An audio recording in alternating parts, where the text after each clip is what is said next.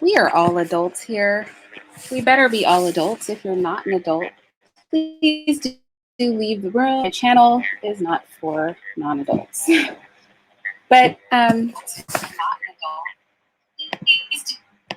wanted to just come on and do a quick video. I actually saw some younger people. Hey, Dark Prophet.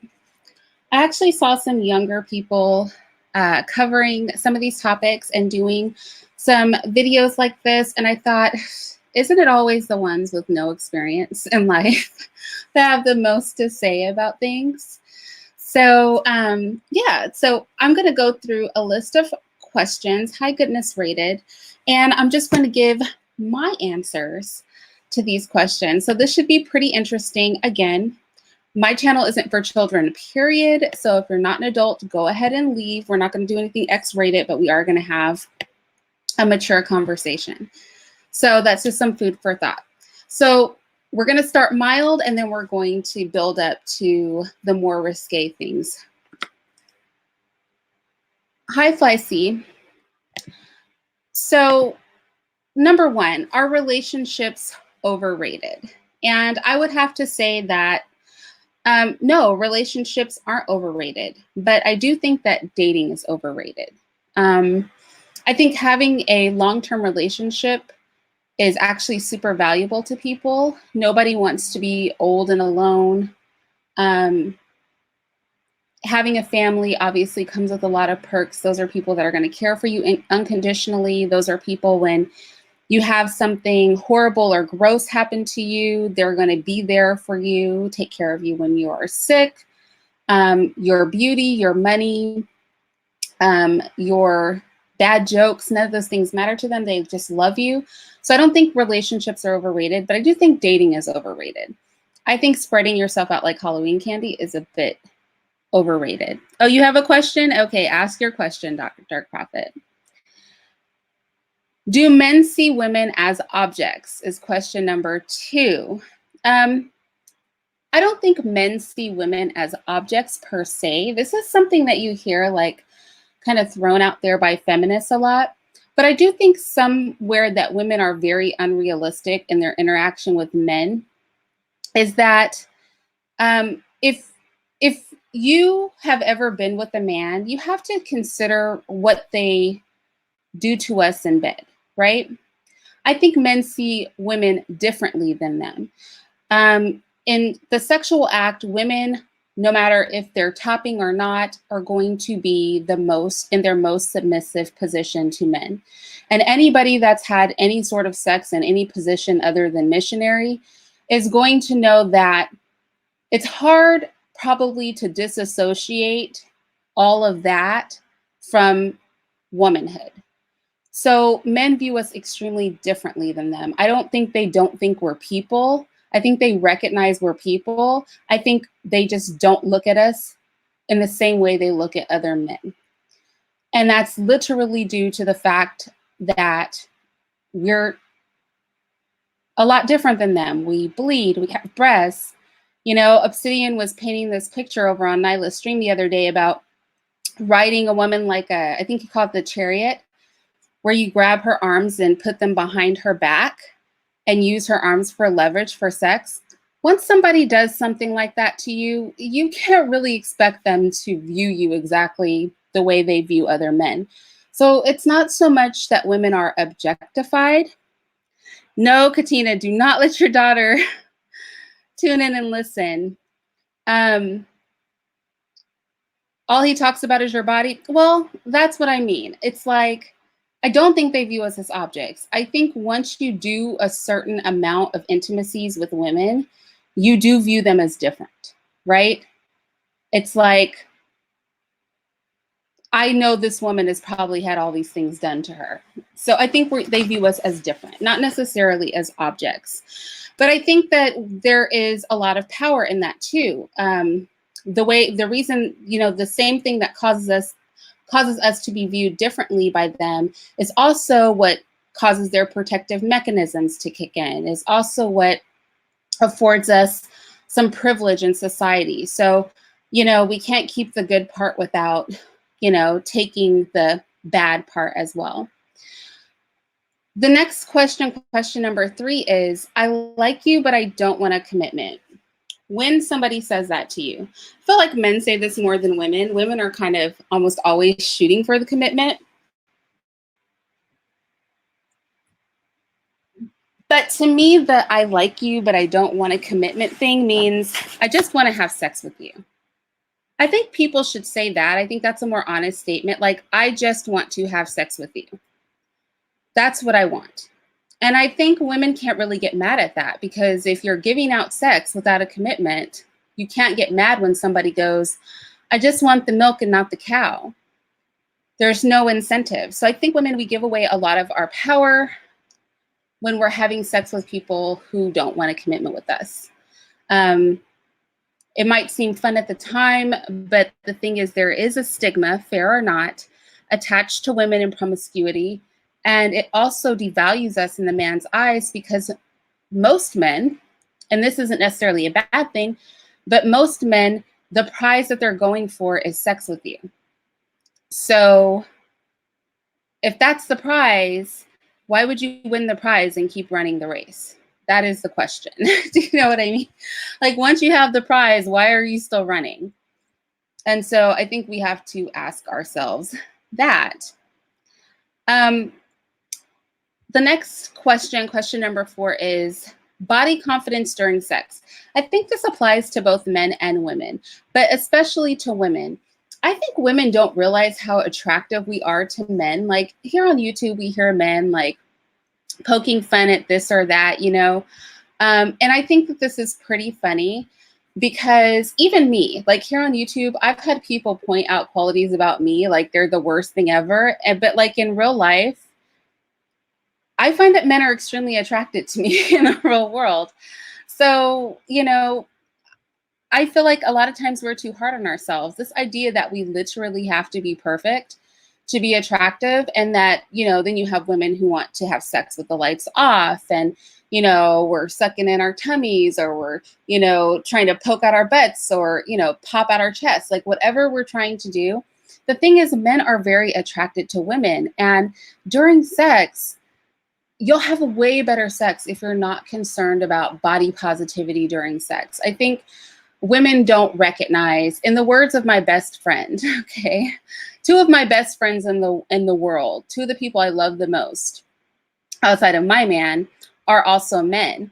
And in the words of one of them, he said, pussy is a powerful thing. That is what he said.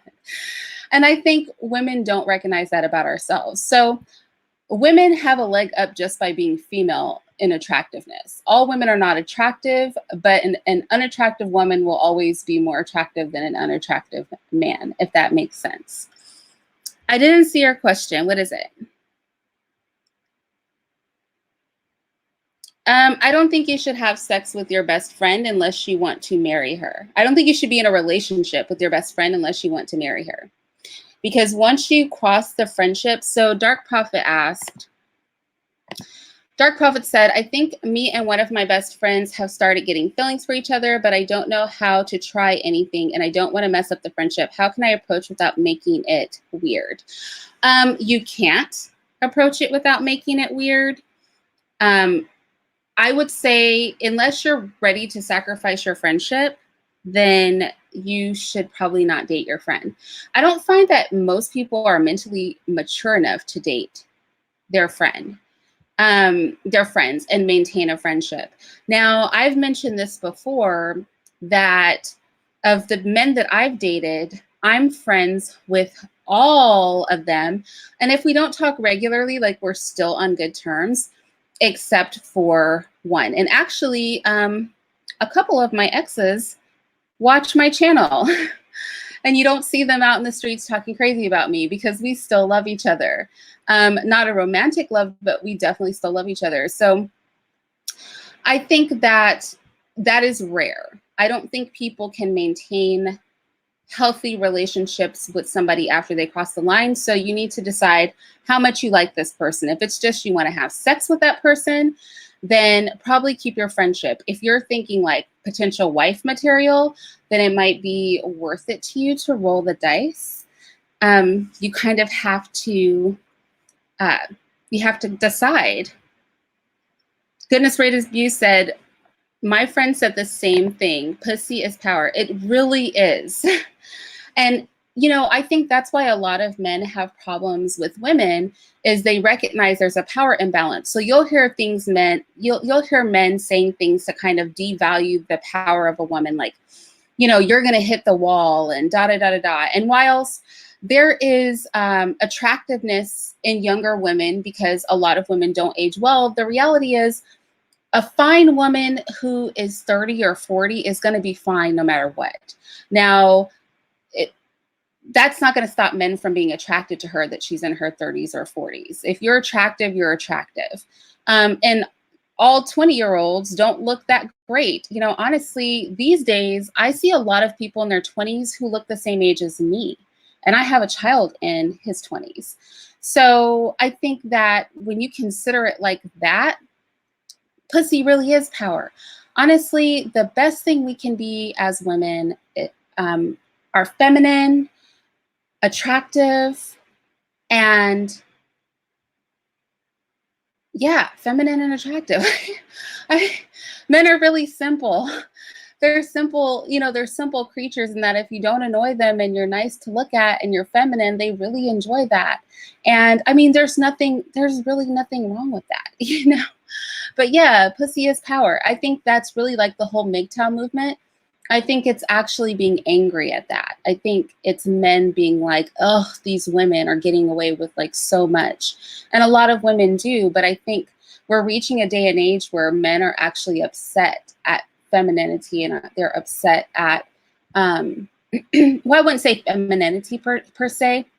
I think men are upset that women have a societal position because vagina and female beauty is valued so much. But at the same time, women, you have the whole feminist movement of idiots who are actually not bringing the femininity to the table and the submission and obedience to the table, but are still reaping the benefits of the pussy is power movement, you know?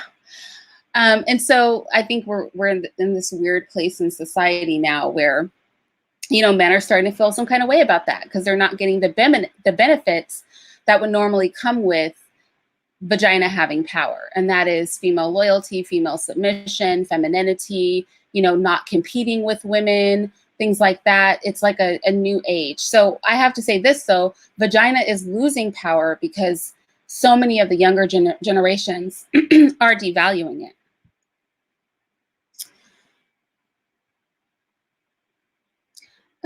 Faulty Charger said, how do I approach a woman on the street in a respectful way without them thinking I just want to get laid?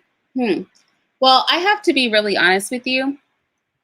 If a man approaches me, I think that I automatically assume that he feels I'm somebody he would like to have sex with. Because let's be real, that is kind of the motivation for approaching women. It's not like you want to bag them right there, but it is like, I see myself having sex with this woman potentially, right? But that doesn't necessarily mean that you're going to get shot down. I think for me, I like respectful approaches. So simply striking up like an actual conversation, or coming right out and saying, you know, hi, I'm so-and-so, you know, I was wondering if you'd be available for lunch sometime, like kind of cutting to the chase. But anything other than, anything other than overtly disrespectful comments. So you are really beautiful is nice. That is definitely a nice thing to hear. But I would even say shy away from that, especially if the woman really is beautiful, right? But kind of just cut to the chase of what you want in a respectful way. And always, always introduce yourself first. I think that is really nice because otherwise I feel like it's very awkward. But with that said, I strongly advise just walking up to people in the club or going to people online or going to people on the street and hitting on them. And the reason that I say this is I think that's where a lot of men and women end up in bad relationships. In my opinion, The best way to meet somebody is through mutual acquaintances. Those are the best ways to meet people, through mutual acquaintances, through networking, through, you know, work, not in your office, but maybe like, you know, somebody that is affiliated in your industry that you meet that way. Like, I think that is the best way to meet people. I do not advise just approaching people in the street, because somebody may look good, but they may have the soul of a rat, you know? So literally when you approach people in the street, you're legit just approaching them based on their physical appearance, and you don't know what package you're gonna get. Normally when you meet people through mutual acquaintance, other people know them, and you get to see them in social settings. You get to hear other people's opinions about them. And so it's not just physical attraction. There's a level of pre-vetting going on that you can't do via a dating app or via picking somebody up on the street or on BART. Well, I guess you guys all don't have BART because you're not in the Bay Area, but you know, I would just advise against it. But if you had to do it, I would say introduce yourself first and kind of cut to the chase in a super polite way. That's the way I would do it, but don't do it. Having said that, just don't do it. Don't just approach random people, because you can't tell what a person's like based on looking at them. And that's how you end up with the baby's moms that are dragging you to court for child support. That's how you end up with the jerk guy who cheats on you with 15 people or lies about everything about himself. Like, that is how you end up in those weird relationships, is when you don't have a way to pre-vet a person because you guys aren't running in the same circles, you weren't introduced, like, you know what I mean? You just legit have no idea who this person is, and nobody you know has any idea who this person is. And I feel like most bad relationships come from situations like that. And most lasting relationships come from people being introduced to each other. Maybe you guys go to the same church. Maybe, you know, like I said, some sort of working relationship, like people who aren't complete and total strangers. Do not say, "Hey, shorty, what your name is." Do not say that. Lindor said, Irene, I remember the comedian Cat Williams stating that a real man isn't judging a woman's body while he's making love to her. That's for boys. That's true.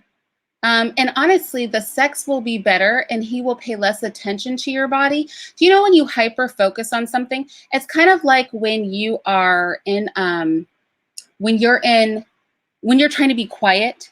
Have you ever tried to be quiet, like walking through the house or something, and everything you do makes hella noise? And you're just like, what is going on? Like the floors start creaking, they've never creaked before. I think that applies to sex too. When you're hyper focused on, okay, let me pop my butt just right so it looks good from the back while no, girl, don't do that. First of all, he's going to hyper focus because you're hyper focused. Number two, it's going to ruin the sex. Honestly, some of the best ways to make it feel good for your partner may not be the most attractive. Sex is not an art in attractiveness. Sex is an art of making a good experience, a good erotic experience. And honestly, some of the things we find least attractive, men actually find that super hot. Like, you know, men are into stuff and I'm like, that's actually, oh, you know, like I wouldn't want to see that. You know, like, you know, men like spit and stuff like that, you know, not spitting on their face, but you know, you guys are adults, you know where spit is valuable. They're into that. So I think a lot of times we think some things are not attractive or nasty or something, and we're too worried about that during sex. And guys aren't worried about that. Like, the freakier and the grimier, the better. You know, the more you're moving your body for optimal, you know, penetration and feeling, the better. It's not a beauty show. It's not a fashion show. But women were highly critical of themselves. I heard a woman say that she was fixated on how the, you know, the edges of her mouth curved rather than went to a point when she smiled. Guys don't care about that. So I think sometimes women were so focused. And honestly, your female body is just attractive. That's what you just really have to realize. If you're a woman and you've got a body, you're kind of winning, okay? And confidence will go a long way. Thank you, King Murphy. So let's go to the next question. It is, so he won't eat you out, but he wants head. Okay, so this is a really funny question. Yes, I feel like oral sex has become like par for the course with sex these days. And all men kind of expect oral sex. The thing is that, honestly, if you are not in a marriage, right, or a committed, long-term committed relationship, you can really catch a lot of diseases through oral sex. And most men aren't going to want oral sex with a condom, right? Because a lot of men are very interested in protecting themselves, but they don't have the same interest in protecting you when it comes to oral sex. So I do think it's common for men to want a lot more oral sex. With that said, there are some men who really get off on giving head to women. A lot of men are into that. Me personally, I'm just not into oral sex, period. Like, obviously, I'm an adult, so I engage in oral sex. But for me, and maybe it's just because my man has really good dick, but maybe it's just me, but because he can make me come via penetration, and I'm kind of spoiled in that way, I always want to have actual sex because I'm going to have an orgasm with actual sex. Now, that is very rare for women to be in a relationship with a man who every time, or even most of the time, or for some women, sadly, even some of the time, is capable of bringing you to orgasm via penetration. So then oral sex becomes very, very important, right? Because then it's like, then you'll never get to come. And how many women have actually been in sexual experiences, and how regular is this, where women cannot come to orgasm? And so, that then you get, finger stimulation and oral stimulation as almost being a necessity to bring a woman to orgasm. And strangely, a lot of men will try to replace vaginal orgasm for women with oral copulation. Now, here's the thing. I think you're doing a woman a disservice because the orgasms are two different kinds of orgasms. And vaginal orgasm through vaginal stimulation is more intense, and it hits a different spot. It comes from a different place in the woman. So I'll say this. For whatever reason, men find giving women oral sex to be way more of a commitment sort of thing than, not all men, but a lot of men, right? Than they find getting fellatio. I don't really know. See, Snapzilla Gorilla said oral sex with a condom? Heck nah. But here's the thing, Snapzilla, especially women who are having casual sex, which I don't advise, don't drive the price of pussy down, girls. Especially women that are having casual sex, you really should have a condom on the man. Men don't like it, but the thing is, you can catch all the diseases out there in your mouth, all of them, from AIDS to hepatitis to herpes, to gonorrhea, to chlamydia, but men don't like it, right? And the thing is that, men are more like expecting oral sex to be a part of the sexual experience, but not all men think giving oral sex is part of the sexual experience. But I will say this, for men who don't like to give oral sex, if you learn how to give your woman an orgasm vaginally, through penetration, she won't need as much oral sex. You know what I mean? For a lot of women, oral sex is the only way that they're going to get to have an orgasm. And nobody wants to be in a sexual relationship where, like, 9 times out of 10, they're not going to orgasm. And like I said, unfortunately, that is the case for a lot of women. Women engage in a lot of what I call mercy sex, which is that you're going through the motions for 30 minutes to an hour. He has an orgasm and you don't.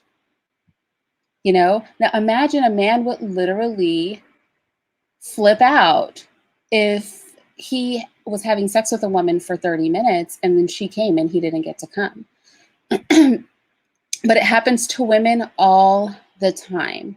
And I'm not a proponent of it should. I don't think that it should be like that. But like I said, I could be spoiled because my man is gifted. So maybe I have like,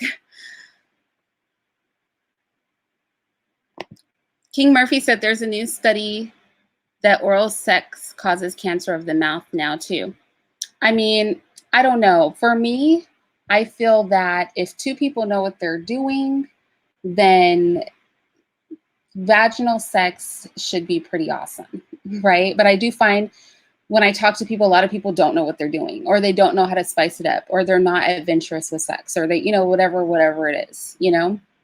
I know somebody who doesn't feel that oral sex is appropriate sex at all, that it's a kind of sodomy.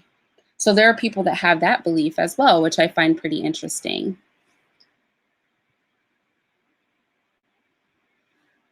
So let's see. The next one is, should I send nude pictures? Okay.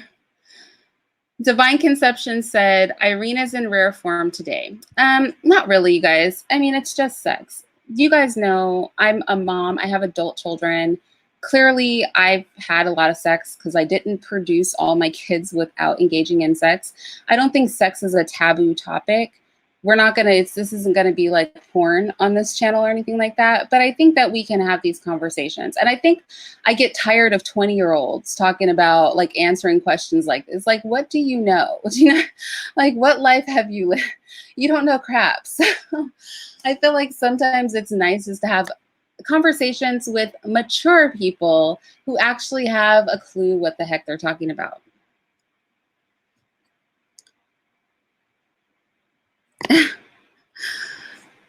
So let's see.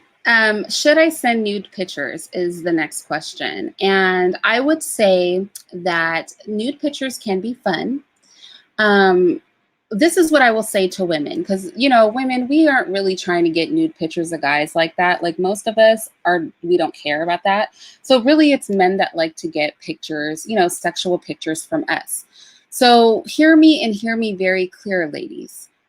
If you send nude pictures, you better have something on that man. I mean, you better have video of him doing something. You better have something on that man so that if he ever tries you, it will be the biggest regret of his life. Barring that, I would say never put your face or anything identifying in a picture if you have tattoos or anything like that. I would say definitely don't do it if you are not married or if you haven't had given birth to that person's child. Don't do things like that. But I will say this, in a marriage and things like that, I think making pornography, like husband-wife porn, not that you share with the world, but like creating movies just for your husband's entertainment, I think is fine. I think pictures are fine and all that. But as far as the guy you're banging and you're going to probably be dating for 4 to 6 months or, you know, these days a week, no, don't send him nudes, not unless you have a way to destroy his whole life. Because trust me, a lot of guys are sleazebags. And the thing is, if you don't really know somebody, you don't know that they're not going to put your pictures out on the net. So I would not do that if you value yourself. Also, what special do you have to give to your husband if you do every single thing with every dude that you meet? Like, leave something for your future husband. If you're not going to give him your virginity, which would be nice if you did, but if he can't even get your virginity, can he be the only one that gets naked pictures of you? Can he be the only one that you've ever made a movie with? Can your husband get anything that you haven't already given to other men? That is the question. Can he have anything that hasn't already been offered up to somebody who didn't feel you were worth keeping? So I think that that's just some food for thought for ladies. But my end all be all on the should I send nude pictures thing is, don't send anything to anybody you don't have weight on. If you don't have anything on them, or if they're a person with nothing to lose, you know, they're working at McDonald's or something. So even if you had something on them, it wouldn't matter. If they don't have something to lose and you don't have anything on them, then you better not send them anything. If you simply can't stop yourself, please keep your head and your tattoos out of the picture so that it's just a headless woman. It could be anybody's breasts. It could be anybody's butt. But more importantly, maybe just don't do it, because especially if you don't have your virginity, there has to be something that your husband is getting that other men have not already gotten from you. You want to be able to offer your future husband something that other men haven't gotten from you. Anything, you know what I mean? So maybe let's just leave some things sacred, just some things sacred. I feel like nothing is sacred anymore. So OG Bootsy said, Irene, Yvette, that doesn't show trust. Okay, so this is what I'll say, OG Bootsy. If you're not married to that person or you haven't given birth to their children, what trust? This is a person, you know, male or female, that does not value you enough to keep you for life. So what trust should you have in a person who is only having sex with you? Right? If the relationship is purely you guys going out for dates and having sex, how much trust are you going to put in that person? Because the only involvement you have in their life is sex and dating. So I would say, you know, we need to not be so trusting, you know, or just don't do it. Or just don't do it. But like I said, you know, maybe I'm a horrible person because I'll be ready to destroy somebody. I wish somebody would. Because anybody that ever would get a picture of me, I would have dirt on you, okay? You would have something to lose. I'd be capable of ruining a career or something. We're both going to be nice to each other. But no, seriously, I just would not advise doing it, you know? I just would not advise doing it, like at all whatsoever. So, and that's essentially, oh, he's joking. I was about to say, oh no, Ariel. I'm mad at Ariel. Ariel gets on my nerves. She said, I am saving my butthole for my husband. I know, like but literally, Ariel, some people didn't even save that, but I have to say something. Let's just talk about anal sex in heterosexual couples. If a man wants anal sex, to me, he's gay. Is this going to trigger some men? You are highly questionable as a homosexual in my eyes. Why any man would want to put his penis where somebody defecates from is beyond me.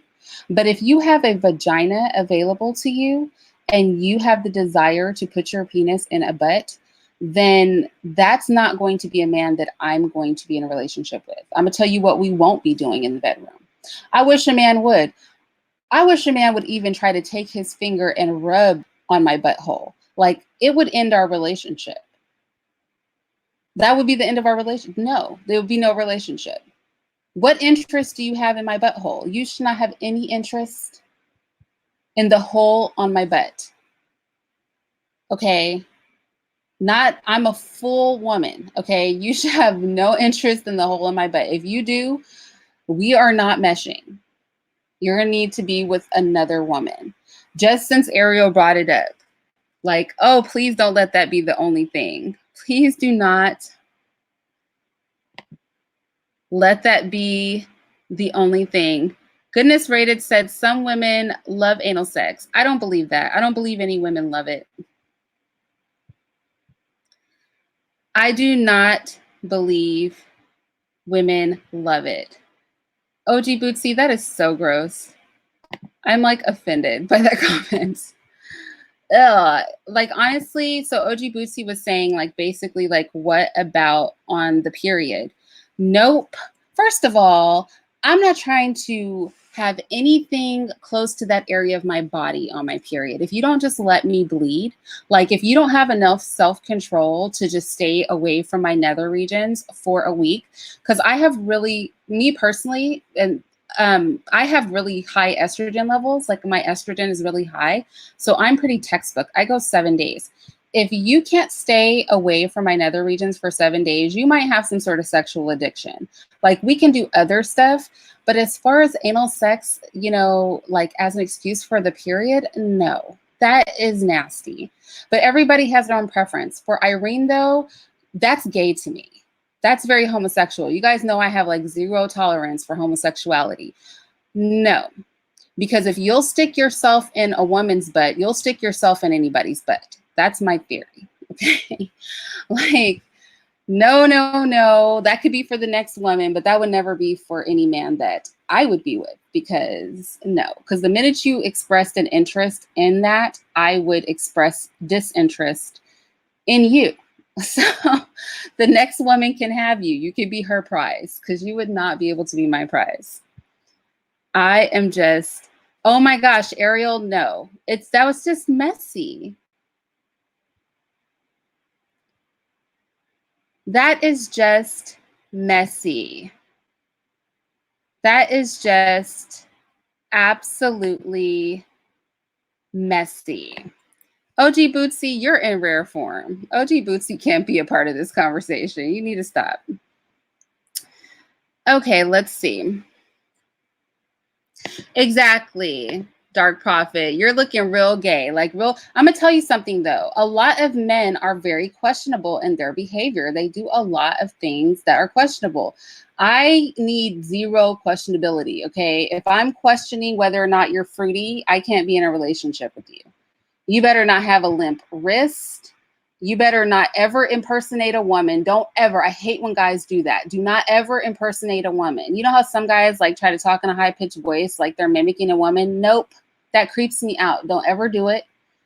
I just don't like any level of questionable behavior. Like any level of questionable behavior. Oh, Paul, thank you. Paul coming in here with some stuff that makes sense. The practice of anal sex originated with ancient homosexuals. Thank you. Thank you. Thank you, Finley. No anal sex. I just want to make that clear. I'm gonna need to let me see. I don't understand. I know a lot of men who would never even think of such a thing. Okay, so maybe I just know a lot of men who, you know, maybe we all just know different kinds of men, because the men I know, they would never think of such a thing. And I would never think of being with a man who thought such a thing was appropriate. I mean, you better fake like you don't like it if you want to be with me, because you better not even ask me, okay? Because if you even ask, I'm going to leave you. That is like a deal breaker. That is a hard full stop. Okay, so the next one is dating your friend's ex. What if the friend is married now? Okay, so I guess that's like 2 parts. OG Bootsy, that is not being sexually liberated, okay? That is being sexually deviant. I need you to be less liberated. So with that said, the next question is, what about dating your friend's ex? And the second part to that question is, what if the friend is married? So that means, I guess, can you date your friend's ex if your friend is married? Or can you date a friend's ex at all? You know what I really wonder? I would wonder, what are we talking about? Yeah, no, you better not put a finger, a mouth. Are we gonna be on this butt thing? Stay, if you can smack the butt, you can squeeze, grab the butt. Do not touch the butthole. Don't put your mouth there. Don't put your tongue there. Don't put your finger there. Like, first of all, if you put your mouth on my butthole, we'll never kiss again. Feces comes out of there. Like, what kind of sick, perverted, y'all? Look, I like a lot of stuff. I'm not a prude at all when it comes to sex, but it's like I said, it's a hard full stop for me with this butt stuff. I'm questioning why people are so into buttholes. That is what I'm questioning. Like, what the hell? That is the least attractive part of your body. That's the last place anybody should want to be. That's the area you only deal with when you defecate and bathe, okay? That is the only time. If you are pooping or cleaning it, otherwise, leave it alone. Okay. Like, what the heck? I don't know why that is so hard to understand. So let's see. Dating your friend's ex. So this is what I will say. What I will say is this. I would really question somebody who, OG Bootsy, you're nasty. You're like legit nasty. I cannot with you. Ariel said, I think anal is taboo. That's why people like it. I feel like once you have played in feces, okay, I see anal sex is just very popular, guys. But let me say this. Once you have played in feces, your sexual compass is going down the tubes. So just stay away from feces. Just say no to all things feces. That's what I'll say. If your sex involves something that's going to have you smelling like you just took a bowel movement, then you're probably doing the wrong thing. Now, as far as dating your friends' exes, I really question anybody who would want to have sex with somebody who has been with their friend. Like, do I want to share a penis with my friend? You know what I'm saying? Do I want to put my mouth on somebody's mouth who's had their mouth all over my friend's body? You know, I think if they have had intercourse, then you definitely should never date your friend's ex. I don't care if your friend is married. For me, it's like this. If you would date one of my exes, I don't want you around me.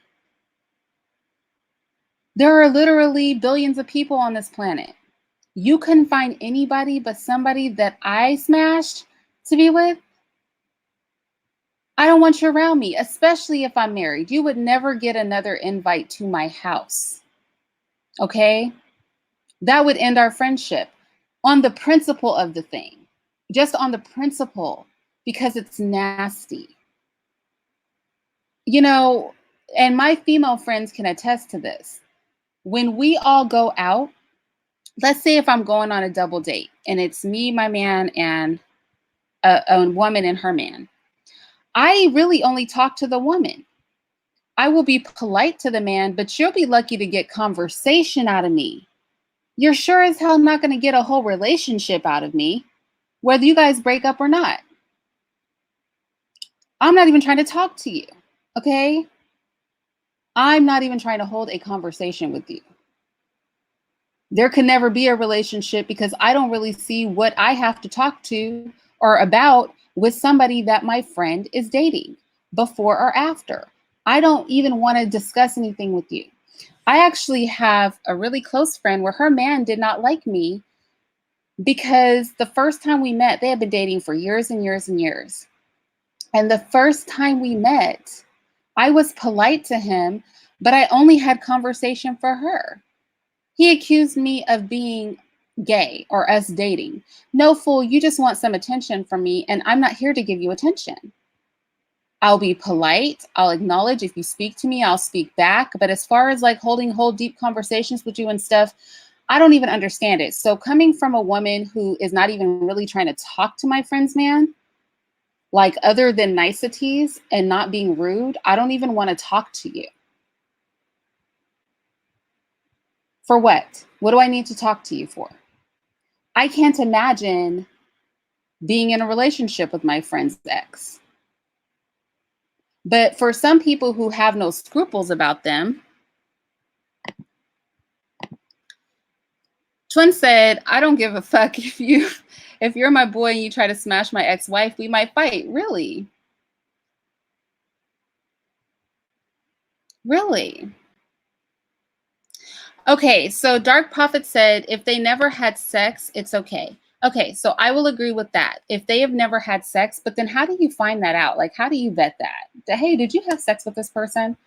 I don't know how you would vet it, but I would say that would be, I guess that would be an exception to me. But for me, I just wouldn't do it.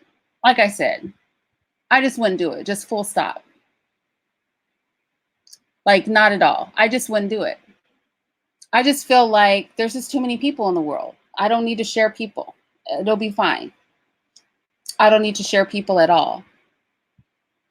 I just don't like questionable behavior, period. Period. I'm not a habitual line crosser. And if somebody tries to cross the line with me, I will shut that shit all the way down in the most embarrassing possible way. Just shut it completely down. We'll never have a conversation again. But I just, I guess that's just the way that I personally am. So I have to say, for me, it's a negative. No, you cannot date your friend's ex. I don't care if they are married. And I would strongly advise anybody if you're married or in a relationship and you have a friend that dated one of your exes, I would keep them away from any of my future partners. And that may not be a friend to you. It really may not be, especially among women, because women have a real difficult time with seeing a woman in a happy relationship, and they are going to want that man. They're going to want the man that the other woman has, not something that resembles her relationship, but they want to take themselves and insert themselves in another woman's position. And because so many women are dysfunctional that way, I would be red flag from here to kingdom come. Look, bitch, don't you even wear anything highly inappropriate around my man, okay? Don't even do that, all right? You know the friend who will come and stay at your house and put on her booty shorts and her, negligee that's cut really low.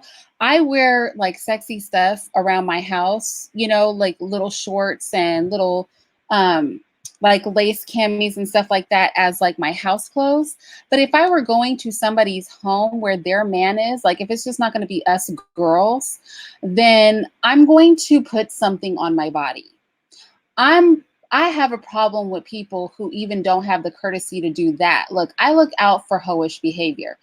Everybody knows I'm not afraid of sexiness, like attractiveness. I love women that are beautiful, all of that.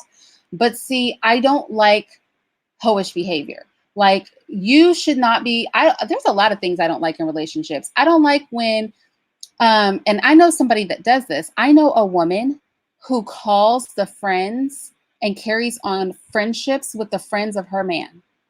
Like she calls them up and she discusses her relationship with his friends. She DMs his friends on Facebook.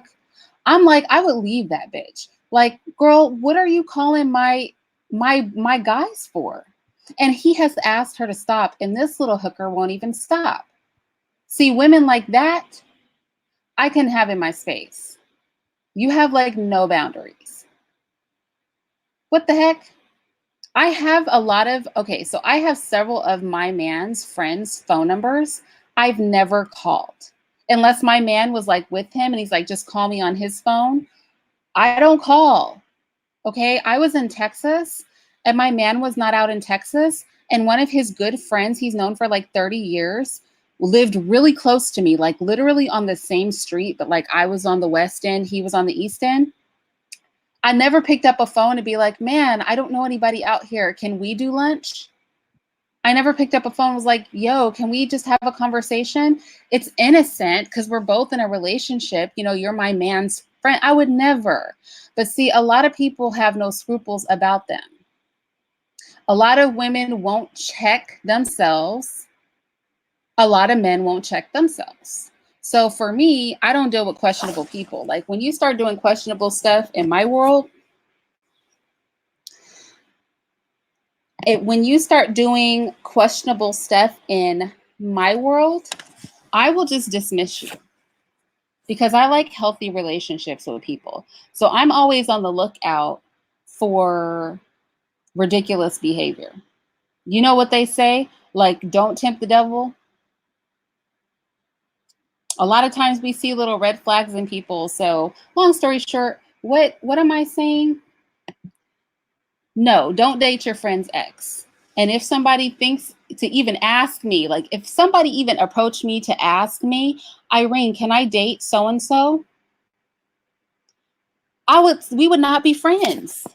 girl, you better not even come and ask me a stupid ass question like that, okay? Like, it's a problem for you to think it, no less ask me. Like, what are you doing?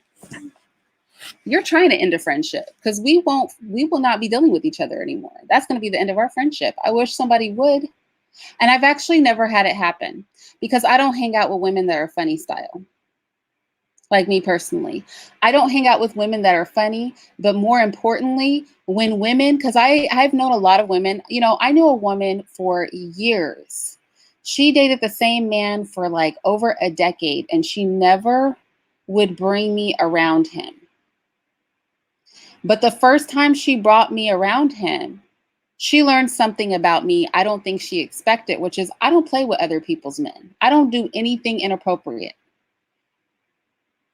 You know, I had, if you guys can believe this, way, way back in the day when I was in my 20s, I had a friend whose man asked her to ask me if I would do a threesome with them. I was like, girl, if you don't get rid of him, that ended our friendship. I cannot be around him. I'm not even trying to hang out with your man if I think they're attracted to me like that. That is nasty. And I have a problem that you would even want to be with him. How embarrassing to have your man go to your friend, have your man tell you to go to your friend and proposition that he can have sex with her. Like, I wish somebody would. I wish somebody would. And the best friend I could be to her was to tell her, hell no, and stop hanging out with her and her man. Because I'm not about to have somebody dressing me down every time they lay eyes on me. Like, that is nasty. I won't even hang out with people if your man is inappropriate. If I see him like undressing me with his eyes, I just won't be in that situation. I'm not going to be a part of disrespecting another woman. But all women are not like that. And a lot of men feel like, you know, it's community vagina.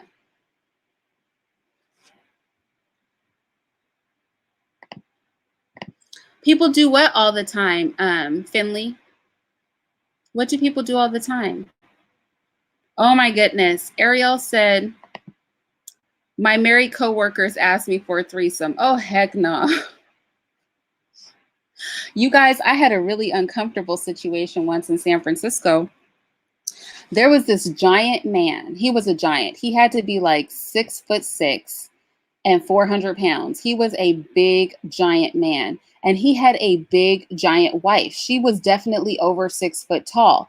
And you guys, I am like 5'2". Okay. So these people were literally two of me and big and wide.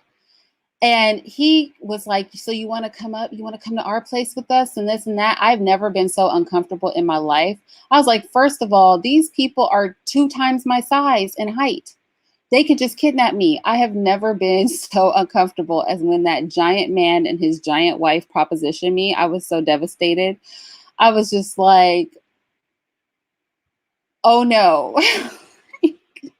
If y'all don't take your giant drunk selves on and leave me alone, I do not want to do a threesome with you. I do not. I'm too selfish of a person to engage in a threesome anyway, okay? I am selfish and jealous. I'm jealous and selfish, okay? I really, really am.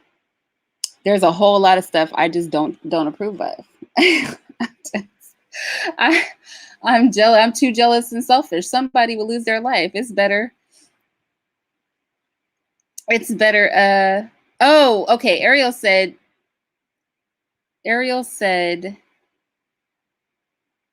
I think she said, oh, she found another job after that. Oh yeah, that was uncomfortable. I believe you. Oh, Ariel, they were white, Ariel's messy. They were a white couple. Oh my goodness. I was devastated. Okay, Rozzy, it's not that I don't want a man to even look my way, but I don't want a man that's with a woman to be looking my way. Because I'm going to tell you something. First and foremost, it makes me uncomfortable, right? It makes me uncomfortable because if I were in that woman's position, I would be uncomfortable. And number 2, women will often take that out on you. I don't know how many women You guys cannot imagine how many women I've had genuinely not like me, and not because I did anything, because they don't like how I look. You know what I'm saying? They don't like what I look like. And they assume I'm going to be a certain way because of however I look. Because a lot of times with women, let's be honest, women, a lot of times with women, when we are mentally and emotionally immature, we view other attractive women as competition. And it can be uncomfortable. And we feel like we have to one up the next attractive woman in the room. You know, we're not comfortable with it. The only time a group of attractive women are comfortable is when there are no men around. That is a lot of women's attitudes. So I don't put women in positions I don't want to be in myself. And I feel I'm probably even more diligent about it because I'm a very lascivious, sort of flirtatious person. I'm not saying that's a good thing, but I'm very sexy. Like in real life, I'm very sexy. Okay. I have been told, and I listen to men's feedback, that, I have a bedroomy way that I look at people. Like I look like I'm soliciting by my physical appearance, right? By the way I look at people, or I'm really feminine. I'm very touchy. Like I hug, I touch a lot, things like that. I dress really feminine. I dress pretty sexy. I don't wear like, mini skirts and all that, but you guys know I show some cleavage. I'll wear a form-fitting dress. I don't wear pants, so I only, wear dresses and stuff like that. But I have to be mindful that I don't want to make another woman feel as if we're in competition with each other, because we're not in competition with each other. And sometimes she may not realize that. So I make sure that my behavior makes it very clear that I'm in no way, shape, or form attempting to compete with you. Like we are friends. And so my female friends can feel comfortable with me because they know, like, girl, we're friends. We're not in competition. I'm not going to be the friend to tell you, that you look good when you don't. I'm not going to be the friend to not want you to wear a cuter dress than her, or, you know what I'm saying, to hope you don't look as good as her, or to see what you're wearing and run upstairs and change my clothes because I'm not matching up to you. Like, I'm not that chick. I'm just really not. Especially because I recognize that physicality is only superficial, right? And straight up, I don't have to be the most attractive woman in a room because I bring other things to the table other than looking good. So I'm comfortable with the package that is Irene. And also, every man is not a potential mate for me. I think a lot of women view men as potential mates. Like, even if you don't want them, women just like to feel like they're the chosen one, right? Even if you don't want the man, a lot of women just want to feel like they're the chosen one. For me, I don't want every man to need to want me. I don't care. First of all, honestly, I don't pay attention to people like that. I will barely remember that you were in the room. So I certainly don't have time to try to compete for your attention. I might miss out on the one that I want, worried about what every little random man is doing. So I let other women do that. Other women can sit and try to be, the biggest, brightest star amongst women in the room. But first of all, a man that's that base is not going to be my type. So there's no point in me doing the competition. Do you know what I'm saying? Because if you're that simple-minded, first of all, I would run you. Okay. First and foremost, if a man is that simple, I would run him. And if I can run a man, that's not going to be my type. I like a man to be over me. I don't want a man where if I can put on a low-cut top and a short skirt, he's going to start acting like a stupid head. That's not attractive. But women, a lot of times we appeal to lowest common denominator. It's something that we do.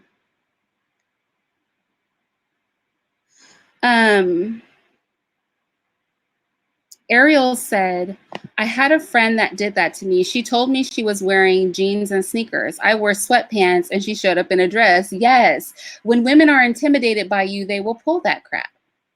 They really will. They want to see you downplay yours. I have literally had women tell me something looked good on me when they know it didn't look good on me. I've literally seen that. And I'm just like, really? I would never. I had a good friend who has beautiful thick legs, and she didn't like her legs. She would never wear a skirt. And I was like, we went shopping one day. This is back when we were in 20s. And I was like, you should wear this mini skirt. This will look so cute on you. And she's been wearing dresses ever since then because I'm not a hater. Okay. I don't hate. I don't have to. You know, we could all win out here, but I don't feel like a lot of women feel that we can all win. A lot of women are shady, unfortunately. A lot of women are shady. Yeah, Ariel said that they're not friends anymore. She found out that she hated her. Yep. Women will have hateful friendships. They'll hate on each other and still be your friend. Because if you're close by, they can sabotage you. I knew a woman that was always feeding her skinny friend donuts and stuff. Every time she had something, I would sit there and watch this broad not eat, but be giving this girl all types of food in the hopes that she would get fat. I just, y'all, women are very, very shady. Women are so shady. It is ridiculous. Okay, so the next question is, what about age gaps? So I hear a lot of women in their 20s and a lot of older men. So let me just say this. Older men are attracted to young women, right? A lot of the time. People will say women in their 20s. The studies say that, but honestly, whenever white people put together a study, I don't really trust them because white people are very degenerate in their behavior. You know what I'm saying? So the fact that a bunch of white men want to have sex with like 18-year-olds, really 17, 16, 15-year-olds. I mean, if you look at pornography, it's all like barely legal and stuff like that. That's some white people stuff, okay?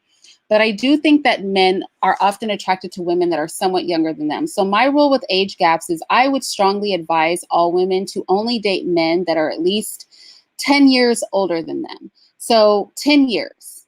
There should be a decade, I feel, between you and your partner, give or take 1 or 2 years. Now, anything more than that is problematic for me because as a mother, so for example, I would not associate myself either in a relationship with or in a friendship with a man who would date somebody that we could be their parents. So I have a 24-year-old child. Therefore, I would not ever want any man or woman around me who would date anybody in their 20s. Because I don't want to have to worry about somebody being sexually attracted to my children. So that is my rule for age gaps. Like 10 years is the sweet spot. But once you become like old enough to be somebody's parent, you're really nasty to me. That's just me personally, my personal feelings. My personal feelings. So, oh, thank you, B1 for Life. That's so kind of you. So,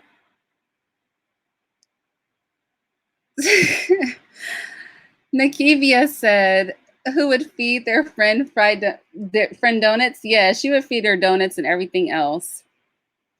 Is your name, what is your name? Is it Jack C. Threed? I don't know how to pronounce your name. How old I'm very old. I'm a very old lady. Don't let my looks fool you. I'm an old lady. I don't know that it's that I look young or if that young people are starting to look old. I feel like a lot of young people look very old. And I don't understand that. I don't understand young girls that put on tons of makeup and try to make themselves look old. I'm just like, stay young as long as you can. Stay young as long as you can. All right, so my last question is casual sex question mark. I don't know what that means. Casual sex question mark. I don't really agree with casual sex. For women, I feel like it drives down the value of women to have a lot of women engaging in casual sex. I also feel like you drive down your personal value because men are very judgmental about women who have had a lot of sex. But more than anything, like, who wants all the diseases? You know, like, who wants all the diseases? Who wants to have to get, like, there was that one celebrity, you know, I know women that have had, okay, so there was a celebrity who said she had 2 abortions within like a 2-month period. I know women that have had like 7 abortions. And I'll hear men like heralding like, "Oh, this is so, you know, women with no kids is wonderful." Let me tell you something. If a woman is having casual sex and she has no children, she's had abortions. And I don't really know that adds value. What it does do is it means that, and I think I've mentioned this on my channel before, I know of women who have had to have their cervixes sewn shut when they finally did decide to have kids because they had so many abortions. And you know, they pry the cervix open during abortion. They've had so many abortions that their cervix can't stay closed so that they can naturally carry a baby. So I just feel like, especially for women, casual sex is very damaging. Like, artificial hormones or animal hormones for birth control aside, you know, toxic doses of chemicals aside for the morning after pill, having your cervix pried open and your literal child ripped out of your womb aside, I just think casual sex is a serious hard no for women. It also drives our value collectively down. So if women are wondering why men don't want to get married, it's because they don't have to get married to have access to women, because all these women are out here just having sex with everybody. So, you know, that is problematic. Oh, Finley asked me, what is your opinion of dirty old men? Like Hugh Hefner, dirty? Like Hugh Hefner, dirty? I don't like dirty old men. You know what I'm saying? Maybe because I'm a mother. I think a lot of times these conversations look different once you're a parent and you're responsible for children. I don't like dirty freaks. I don't like dirty old women. I mean, I know a woman, my eldest son is very handsome. And a woman gave him her card and said she was a modeling agent and she wanted, a modeling scout or whatever. And she wanted, him to give her a call. So he came and he was like, "Oh, mom, somebody stopped me on the street, this lady, and she said she, was a modeling agent and all that." And I called her. I said, "Hi, this is my son's name's Mom." And he said, "You stopped him on the street and said you were interested in having him model for you." And we never heard from that woman again. Why? Because she was a dirty old broad who just wanted some young penis. She was not interested in him modeling. She was interested in having sex with my child. This is when he was a minor, when he was like in high school. So, yeah, that's my opinion on dirty old men and women. Is I don't do dirty and nasty. I don't even keep people around me that move that way. I'm telling you, people who are questionable in certain ways, because my hard limits are pedophilia and homosexuality. Like, I have zero tolerance for those two things. So if you start doing questionable stuff around me, I will get rid of you. Okay. I will permanently dismiss you from my life. I'm very, very particular about that. Nellie said, young people look old because we live a reckless life. I agree with that.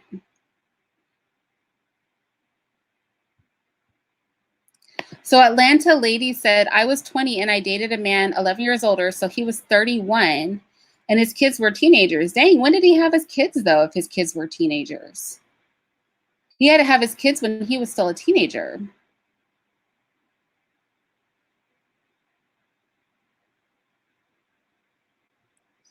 Rosie Harris said, men should not judge women on casual sex. Ooh,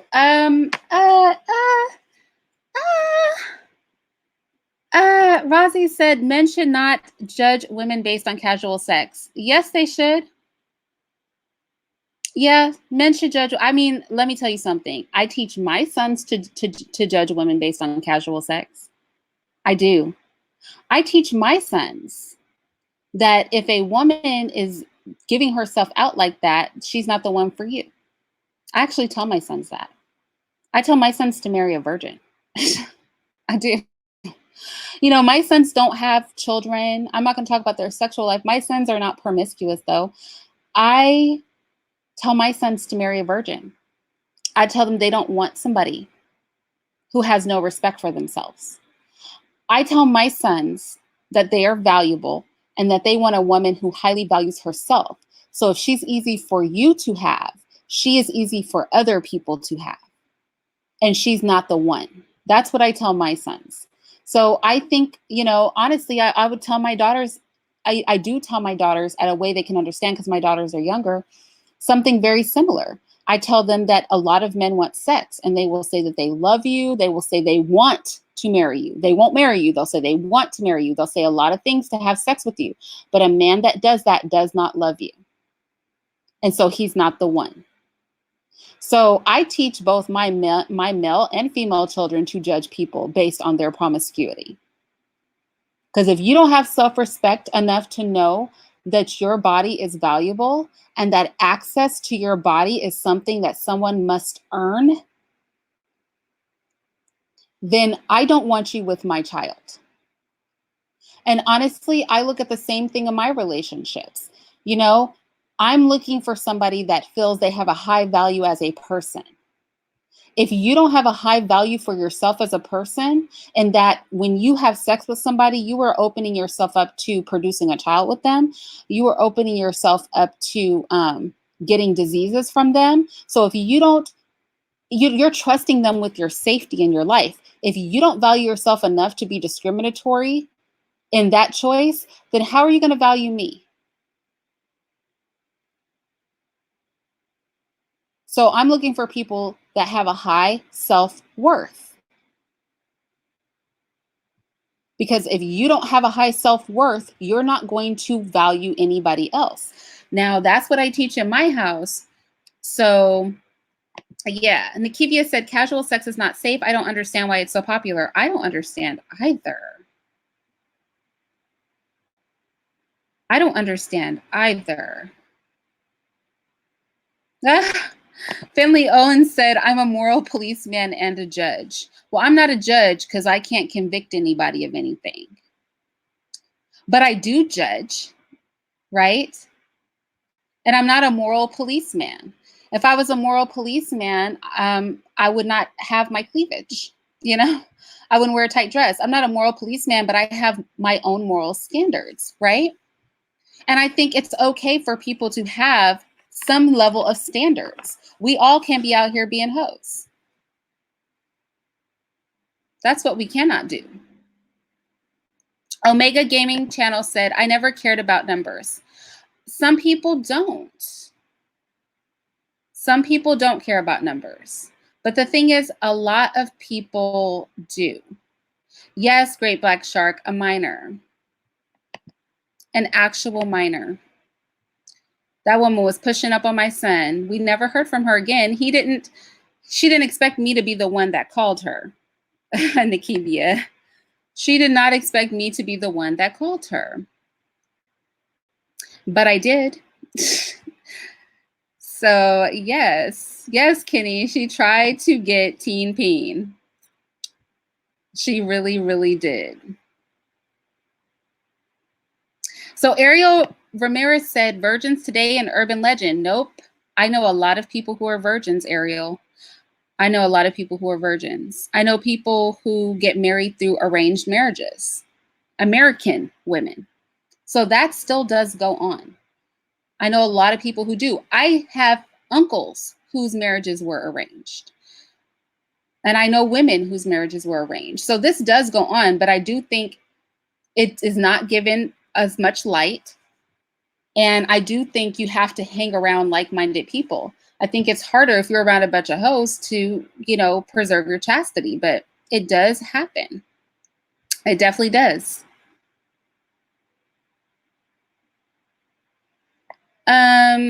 Great Black said, Irene, do you really think it is realistic to search for a virgin? Virgins can still turn out to be terrible thoughts too. I mean, you must be talking about those Catholic virgins who try to talk about if you do anal, then it's not, it's not sex. I do think it's realistic. I think it's realistic if you're living a life where you're surrounded with people who share your moral compass. So maybe because I know of people, even widows, like, so for example, widows or women like me who need to be remarried. You know, I know a woman who was a widow, and the pastor of my church and his wife found her next husband for her. It was a man who was widowed. I know of, you know, I have an uncle that was a virgin, and my grandpa, who was a bishop, introduced him to his wife, who was the daughter of another bishop in another state. Um, I know young women, like I literally know young women who still live with their fathers. That's what my daughters will do in my home. They live with their fathers, and their parents have to approve of the person that they marry. And they're safe in their home with their father, and they're taken care of. They don't have to work until they have a husband. So there are people who still live very traditional lives. Like I said, that's going to be my daughter's story. They will live with me until they are married. But we are surrounded by people who share our beliefs and values. So we are capable of doing that. I don't think you can be in the heart of Los Angeles, you know, living in a college dormitory with people who are promiscuous and successfully save your virginity and meet somebody else that's a virgin. I do think that we meet people in the groups that we run with. So if you're running around with people who do drugs, you're going to meet people on drugs. If you're running around with whores, you're going to meet other whores. If you're running around with people who have traditional values, you're going to meet people with traditional values. Also, remember that I said earlier, I think when people date, that you should not be picking up random people for dating, but that you should meet your potential partners through mutual acquaintances. Mutual acquaintances, people that know you both. So I think a lot of our behavior now makes it's not conducive to finding high quality partners, because we're trying to pick people off the street. We're trying to swipe left or right or whatever the hell these kids are doing.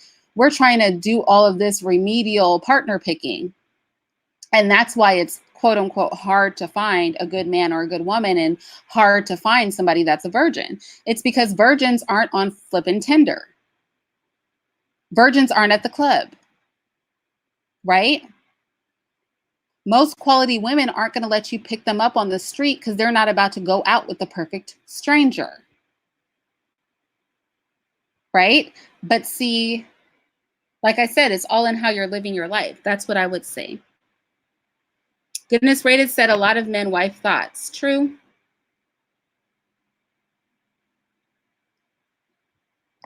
Razi said, marry a virgin just because a woman isn't having sex doesn't mean that she respects herself. That is true, but everything is multifaceted. But that is definitely one of the criteria that I teach my children. That is one of the criteria that I teach my children.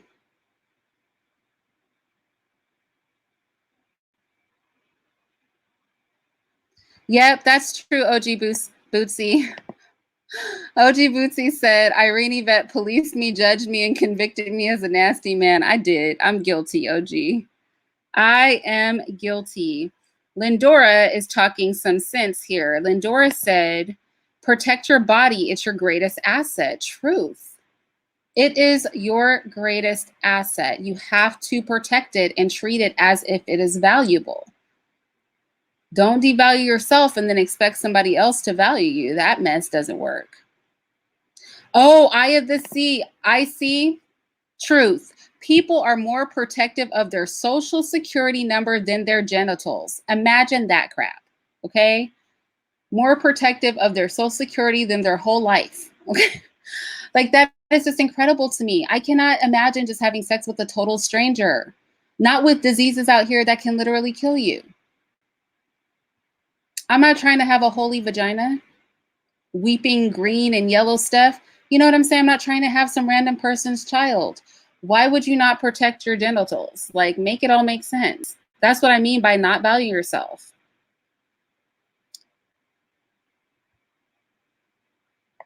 Captain Everyman said, so why do you show cleavage and wear tight dresses if you consider yourself a moral person? Well, I didn't say I considered myself a moral person, right? I say all the time, I am not perfect and everything I do is not right.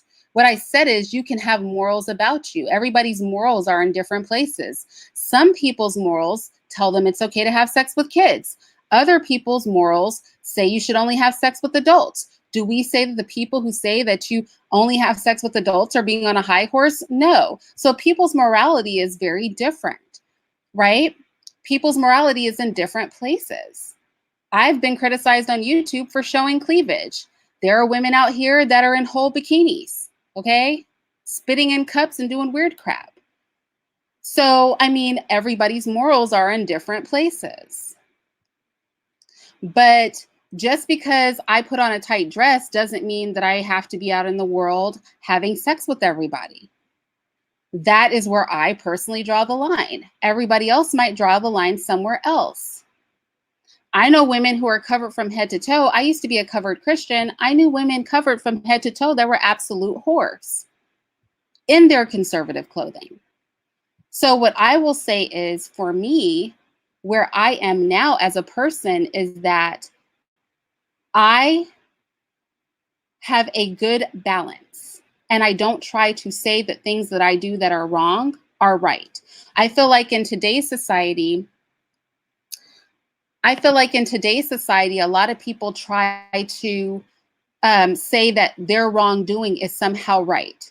You know, you have the pedophiles out here talking about they were born this way. You have the gays doing their thing. Everybody's trying to justify their wrongdoing. I'm never going to try to justify my wrongdoing. I have some videos on here that are tailored to Christians. I really don't think as Christian women, we should wear makeup, but I do wear makeup, but I don't try to justify my behavior or say that it's okay. Some things I do are just wrong. And that's like everybody. There are some, we just make bad decisions sometimes. So it is what it is. But that doesn't mean that just because you make one bad decision, you have to like totally make all the bad decisions. It's like, oh my gosh, I took a drink of liquor. Why don't I go do some crack? You know what I mean? Like, no, that's not how this thing works.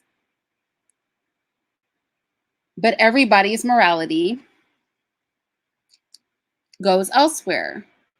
Did we delete his comment if he used the F word? Great Black, I'm sure you deleted it.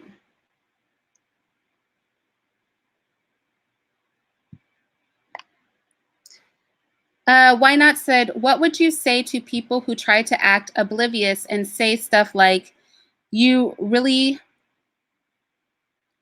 know why that lady didn't call? Oh, well, I don't care about that. I don't care about that. I mean, people can act oblivious if they want to.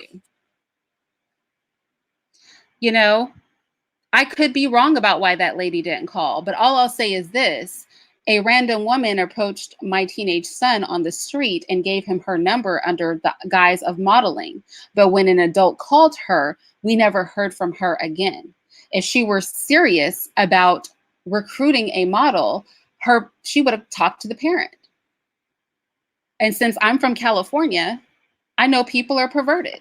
I mean, how many times have many of us as teenagers, especially me, I developed early. I have a very shapely body. I had a lot of adults come on to me. So my life experience says that woman was up to no good. When my son told me the story, I had a feeling that that woman just was after him because she was attracted to him.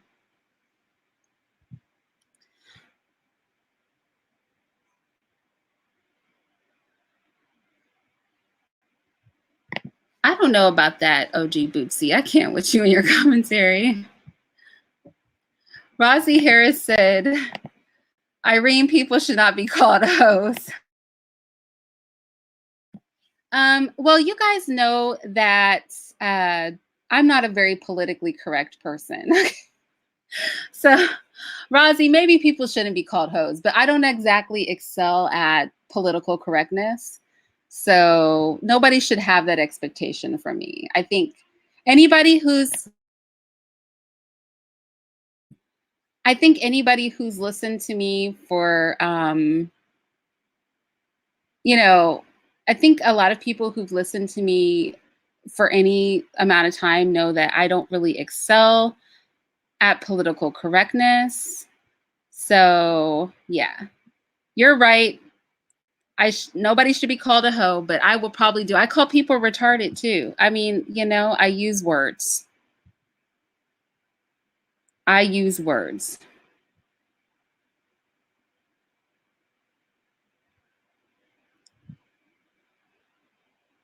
So let's see. I see like there's like 2 or 3 people in the chat who are incapable of having an adult conversation. Do you know what I'm saying? It's like, this isn't a highly provocative conversation. It's talking about something that we all do. It's talking about something that every mother that you see has obviously engaged in. But I feel like some people still are very immature when it comes to talking about sex and relationships.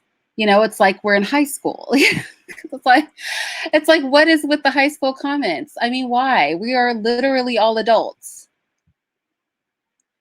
Literally all adults here. That's what I don't understand.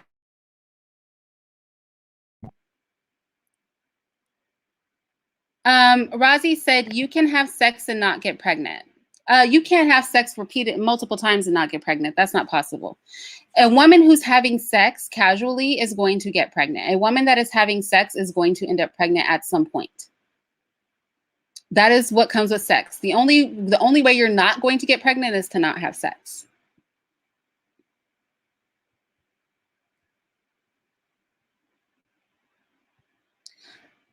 Ariel said, I didn't know what we wore was indicative to our morals. She's a mess. But here, yes, spitting in cups. We'll get there. Why not? Yeah, but I think it can be to an extent, right? But I think there's like a limit to that. And also like the judgment of it is varies too, because some people might think, that showing your cleavage is indicative of not having morality. Some people might think if you're not wearing a burqa, you're not indicative of having morality. This is what I will say. I will say this. Things run in tandem. I think obviously, I wouldn't even advise, y'all know what happened at the Puerto Rican Day Pride Parade in New York all those years ago, where women were literally being raped in the street. I feel those women probably wish they had more clothes on, because that crowd of men that was ripping off their clothes did not have much to take off. And it made them very vulnerable, right? But at the same time, I don't think not putting yourself in a full-on burqa or feeling like, oh my gosh, I can't show cleavage because then, men are going to look at me a certain way. Or, I think all of this shaming of women, like women are, solely responsible for men's behavior and men are just, wild beasts that cannot, I mean, I just think that that's stupid. Like there is a middle ground somewhere. Why not said spitting in cups? Yes. And people were buying her spit. Why not? This broad was selling her literal bath water. And she sold out. She was spitting in cups and people were buying her spit. I'm not even kidding. Literally buying her spit. That is crazy.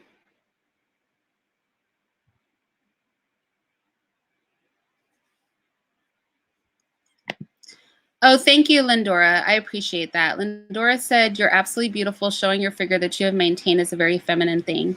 Thank you. I appreciate that. And honestly, when I uncovered, one of the things I really struggle with was even like showing my hair, because a lot of people can find hair erotic. So I think it's harder for me to be shamed about what I do or don't wear, because I was a covered Christian for such a long time. And I'm just past being shamed. Also, although I recognize sexuality and things like that, I have given birth to a lot of children, like a lot of children. And so I just also view women and the female body and things like that as more than sexual objects. When I see breasts are very beautiful, they're very attractive, but I have nursed many children, you know, so I also see breasts as functional and something that is womanly and motherly and beautiful. So I think, you know, people at different levels of maturity view the human body differently. And I cannot adjust who I am as a person because somebody else is bankrupt mentally. Like, that is what I'm not going to do. I just got to put this up because it's funny, Great Black.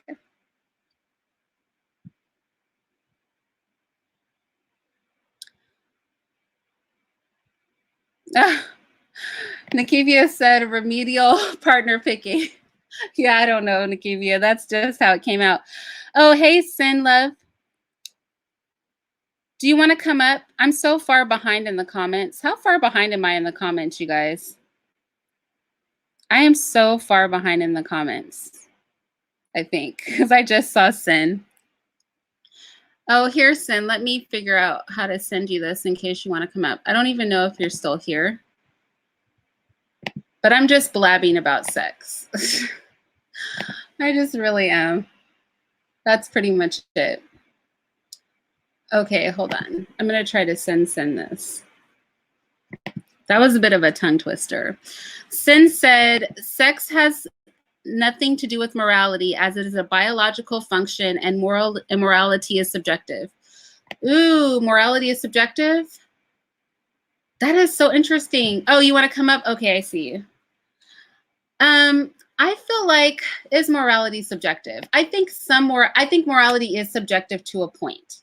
Yes, I would agree with that, to a point. But I think that some things are wrong. Is that an oxymoronic statement? I think morality is subjective to a point, but I think that some things are wrong. Like heat, you know how like one temperature could be hot to one person. Like, I know I take much hotter showers than my man, for example. So when he gets into my shower, he feels that is extremely hot. To me, it's not that hot. So heat is subjective, but at some point, it's really hot. Like, if flames are on your skin, that stops being subjective. Like, that's really fire. That's really hot. So I think both things can be true. Hold on, Cyn. I'm sending you the link. I think that both things can be true. I think that something can be subjective to a degree and there still be a definitive truth about it at the same time. But we'll see. We'll see if Cyn agrees with me when she comes up.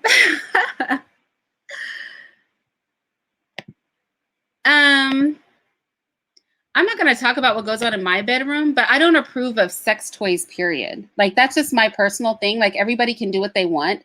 I personally am not shoving a piece of plastic inside of me. Okay? I'm not going to do it. I'm not going to shove something that's an inanimate object in my body. I don't care what it's shaped like. That's me personally. Like, I don't see, you know, like the cucumber challenge and all that kind of stuff. Like, that's me personally. Everybody has a different standard, but like, I personally wouldn't do that crap. I personally would not do it. Finley said there's a very thin line between a slut and a lady. I can't do it with him. I cannot do it with him. I can't, and I won't. Oh, yeah, for sure, Jamaican. Cyn said, it does not matter whether or not you can live without sex. Sex is about procreation and survival, not morality. If people don't have sex, I did send it, by the way, Cyn, they will cease to exist, so you cannot live without it. Well, I'm so mad you have a lion. Yeah, you know, I wanted to be the ego, but also, you know, we got to represent Leo. So I know. I want a lion now. You're representing for us both, because Cyn and I are I both am. Leos. You know what, Irene? This is actually a great topic. Because, well, if we gotten when we get into the discussion, is sex a fundamental part of morality? And I say that it's not. I say religion is what made sex about morality. But if you think about it, sex is the same as eating, sleeping, or drinking water. It is a biological drive that literally doesn't have anything to do with whether you're moral, right, or wrong. It has to do with survival and continuity of your species. And so that is why, regardless of what we do, we cannot turn off the desire to have sex any more than we can turn off the desire to eat. Now, right and wrong, which I do think, obviously, I think certain aspects of sex shouldn't happen, which is like predatory sex, sex with underage people. But even whether that's right or wrong is subjective. There are certain cultures and certain groups of people who think that having sex with babies can cure diseases. Now, I think that's disgusting. I personally think those people should be shot in the head. I think they're the special place in hell if it exists for those type people. But some people don't think that's wrong. So that's why I say it's subjective. But if you take religion and religious beliefs out of it, which typically it's people who have religious beliefs, and I was one of them too, surrounding sex, then yes, they are going to make it about morality. But people who don't have religious affiliations, aside from predatory sex and things of that sort, they don't really attach sex to morality. It really is just a biological function.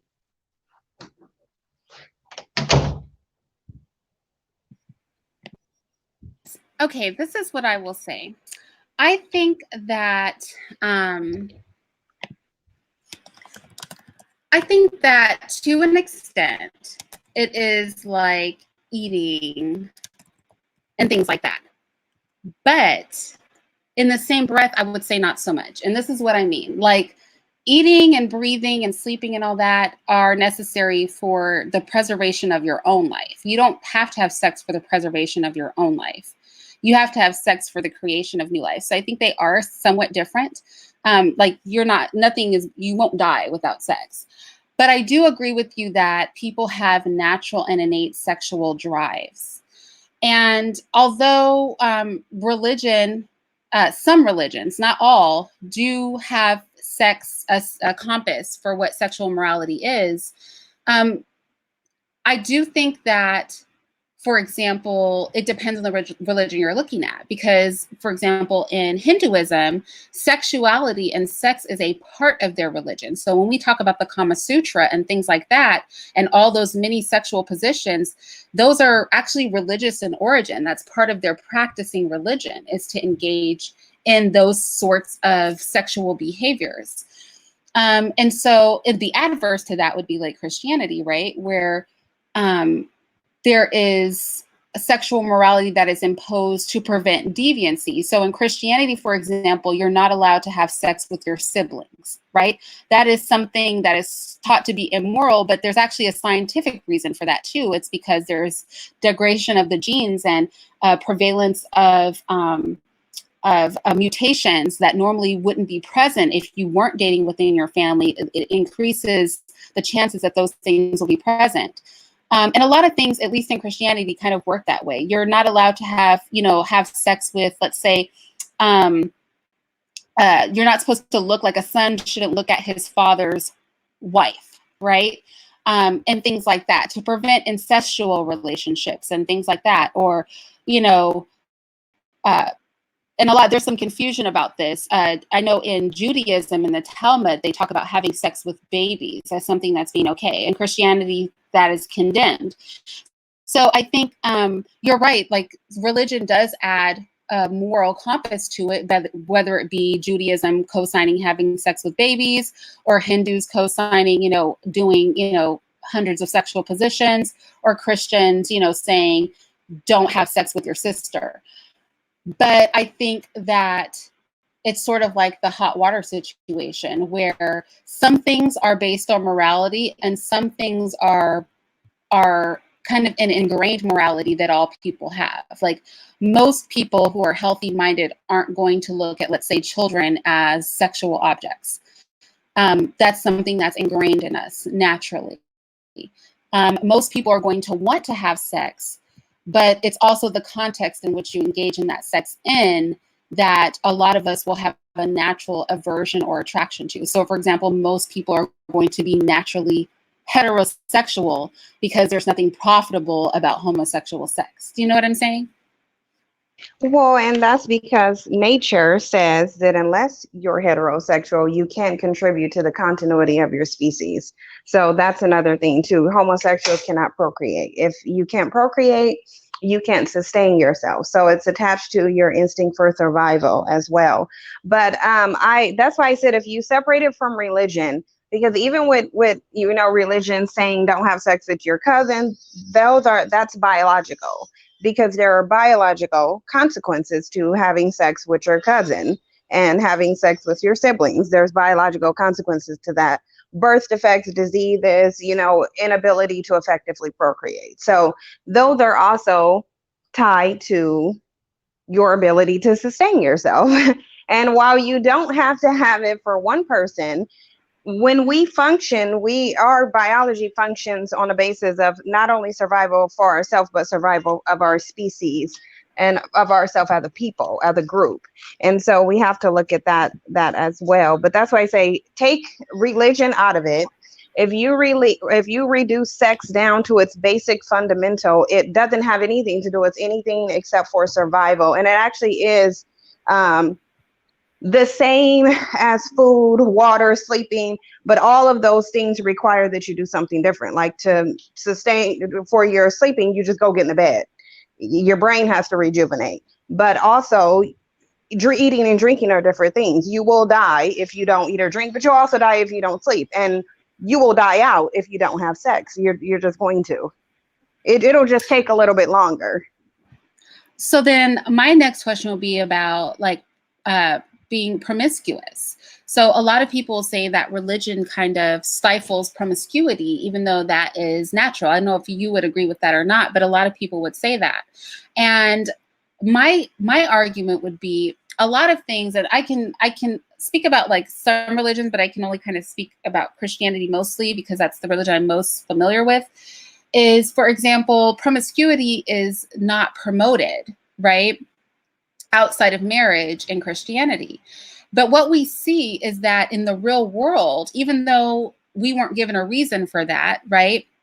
In the real world, we see that communities where there's a high level of promiscuity also have high levels of disease, of sexually transmitted disease or sexually transmitted infections, I think is what they're calling it now. So for example, in the homosexual community, specifically with gay men, they have the highest rates of disease prevalence because they are also the group of people that have the most sexual partners. Sometimes, several hundred, upwards of 1,000 is considered normal.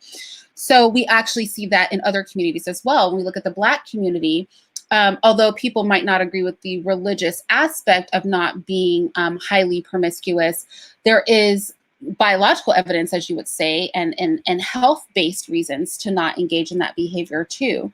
So is that kind of where, is it possible that some moralities are imposed because whether it's been explained to or not, whether you tell your child they can get, hit by a car and die or not, you might just impose the rule, don't cross the street, because you know that there is a risk there. Is it possible that some of these moral limitations were placed because there was a risk for things like increased disease and things like that with promiscuity? And then it becomes an argument of morality, but it's also an argument of health.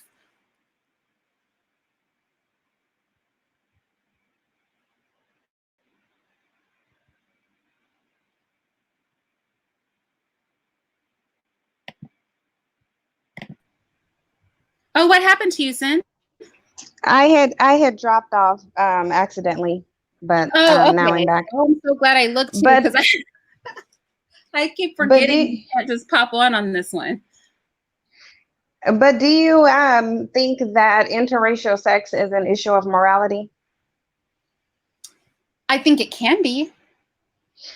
Well, right, because I was going to say, if we go to it, because anything can be looked at as an issue of morality. And I know people tend to, and I'm saying this because of course, the recent thing that came out where you have the church denying them based on biblical principles. And, her basic thing was probably that it was an issue of morality. According to her religion, from what she understands and interprets, it is a sin of morality to have sex or to affiliate with interracial couples, because she felt like her religion prohibited, which her religion actually does prohibit it. If you think about the fact that it says don't mix with other nations, now people are looking for it to say black people and white people shouldn't mix, but nobody defined themselves in those terms back in those days. It was nations or tribes. So if you go by the biblical text, that's an issue of morality, but it's subjective because people want to be with other races of people. So they don't see it as the issue of morality, even though their religion prohibits it. That's why I'm saying we have to take religion out of it. Okay, I actually heard the live that you did on, because I not the live, your video, because I watch your videos, because man, your content kills me. I don't know where you find these stories sometimes, but I did watch the one where you were talking about that, and I have to say that I would have to dispute the idea of tribe, the use of the word tribe in the Bible, because people could date outside of their tribe. There were just certain particular tribes they couldn't date, right? So, and that would normally be because they were engaged in some kind of immoral behavior. So like there were tribes that passed their children through the fire to Baal. You couldn't marry or have sex with the people from those tribes because they were, given over to hedonism and were killing their own children. So that seemed to be like more of like the tribal issues, because a lot of times too, and people, I know this triggers a lot of people, but this did happen in the Bible. Sometimes God would send men out to kill like everybody in a tribe, but he would let them keep the children. So virgin women would basically be children and unmarried women. But they would not allow them to keep the women who had been with a man, even though they were a different tribe. It just was the influence of women who had already laid with a man, because they might have picked up certain ways and things like that were not allowed to be kept. So I would have to say, like, I don't know about that per se, especially considering, depending on if you're Hebrew Israelite or not, and you think, most of the major players in the Bible were Black, that we did see relationships between people from different parts of the world. So that's what I would say to that. But I do think that, look, the chat room, sorry to cut you off, but the chat room is case in point. They're interpreting it the way that they want to support what they want to do. Like saying tribe is different from race. I didn't just say tribe, I said nations and tribes. Actually, the Bible doesn't even speak about tribes when it mentioned don't mix with people. It actually says don't mix with other nations. Yeah, that's true. But you have them in there justifying it. This is why I say morality is subjective, because you see that with that woman, she felt that it was immoral for people to be interracial couples based on her religion. But you have people in the chat room saying, well, tribe is different from race. Well, you can't say that because you weren't there in biblical times. And considering actual race is a made concept recently, and we can literally track the two people who made it, then you're not going to see race mentioned in the Bible at all. So how would you then say that the Bible is a Black people's history book? Well, okay, I will say this, not to the Bible being a Black people's history book so much, but to the nations thing, right? And I will say that I will agree with you that tribe is only mentioned in the Bible when it's identifying like the tribe of Judah or something like that, right? But nation is used more often. I agree with you there. So then for me, what I would point to are scriptures like when Paul was in Athens talking to the Greeks, who we all can agree are white, and he was telling them, he was talking about their gods. But how can we agree that the Greeks are white when they started off as Black though, and the Bible doesn't mention race in there? See, this is why I say with people and their interpretations of it, race isn't mentioned at all in the Bible. It literally only mentions people by tribes or nations. So how do you know that it's not talking about nation interchangeable for race during that time? Because nobody mentioned terms in Black or white. Okay, so let's go ahead and let's assume that the Greeks there were black. Let's go ahead and assume that. So, I'm making an argument, although over the course of 300 years, the color scheme of Greeks could have changed. But since we have some like artwork and things like that from like around 300 years following that, I would roll with that. But let's say they were black. Nevertheless, when Paul was speaking in Athens, he said that God made all people one blood and that he appointed their place on the earth before times. And the Bible also teaches us that God is no respecter of persons as far as like physicality goes. And it actually goes to give some physical examples of what people look like.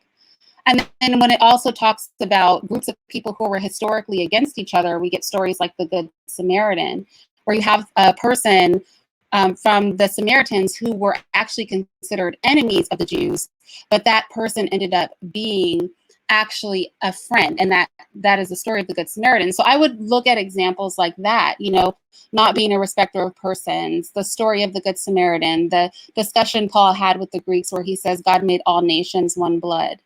So if I were having a debate with somebody like with regard to, you know, does the Bible promote interracial dating or not, I would say God looks at people's hearts, not people's physical appearance. There's actually a scripture that says that man looks at the outward appearance, but God searches the hearts. Hold on. Right, but if it says in the Bible, don't mix with other nations, but then it says all nations are of one blood, then why even say don't mix with nations? You can't mix something that's one in and of itself. And see, this is why I talk about the contradictions and people interpreting it however they want to, because to say don't mix with other nations, the other is to denote a difference in them. But then to say all nations are of one blood, that contradicts the notion that there are differences among nations. So who do we think that they were referring to when the Bible says don't mix with other nations? Because there's actually multiple different scriptures that you can go through all throughout the Bible that says referring to you not mixing with others, you not mixing from those who are different. So who do we think that it's referring to when it says other nations? And how would you tell when we know that sometimes they give descriptors, but race isn't actually mentioned? Yeah, that is a really good point. So this is what I will say to that. Maybe I can use like an actual example because normally there's like a reason attached to it. So let's look at an example of that. I think that would probably be the easiest way.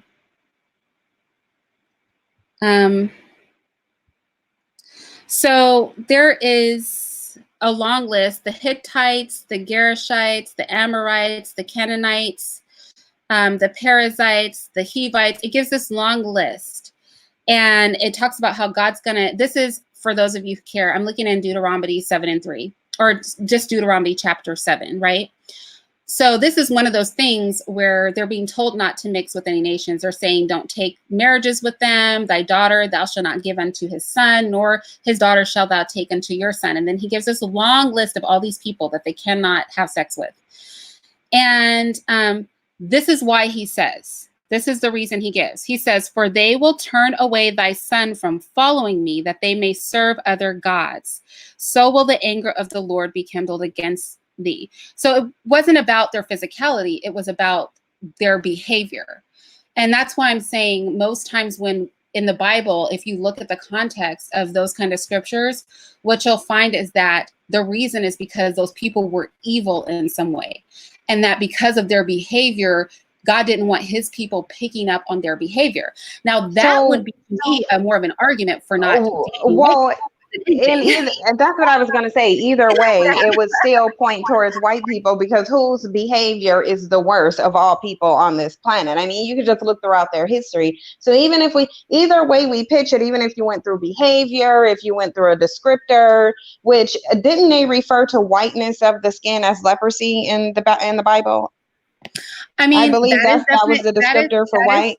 That is definitely true. It talks about, but I feel like, well, leprosy is when the skin turns white, like in a literal sense. That's what leprosy looks like even today. But in all fairness, leprosy is the sort of thing where it's like kind of splotchy, kind of looks like vitiligo kind of white. But for sure, I feel like those scriptures are kind of evidence because it was such an obvious change. More of anything, it's kind of evidence of the fact that the people that were struck with leprosy likely had darker skin. But yes, you are right. The Bible does talk about leprosy and it describes it as white. That's true. That's true. I can't argue with that. That's true. And I would actually agree But with you. see, that's Irene. But that's just what I mean about morality in sense of right or wrong being subjective to whoever wants to do whatever they want to do. Because you have a lot of Black people, and obviously it's not applying to you. You have a Black man. You have a lot of Black people who want to be with white people because of their opinion of white being good in their mind. So when someone throws out, okay, well, the Bible says you shouldn't be having sex with white people, you have a barrage of Black people. And there was something on Hollywood Unlocked where if you would have just looked at the comments, it was just a cesspool of Black people just saying, oh, this is not God. God doesn't discriminate. God actually does discriminate according to the Bible and discriminate quite often. But they were in there saying God doesn't discriminate. This is hatred. This is evil, because their subjection of what morality is telling them that it is okay to be with white people. Although the Bible actually said that doesn't. We can sit here, even if me and you broke it down, any which way we go, it's probably going to lead to those other nations being white people that you're not supposed to mix with. But now I'm personally not a Bible believer. I can debate the Bible because of how much I was into Christianity, which is, I probably know it better than anybody in the chat room. I can debate it, but ultimately I believe certain things in it, but I don't believe everything in it because it's too contradictory. But people just do stuff based on what they want to do. If they want to have sex with white people and they want to be in interracial relationships, they don't really care what the Bible says. They don't care if it's moral. They don't care if it's right or wrong. They don't care if literally their God could come down and write it in the sky and say Black people and white people should not be together. Even if the Bible did say that, they would still do it because they want to do it. And that's why I say when we talk about morality, morality is in the eye of the beholder.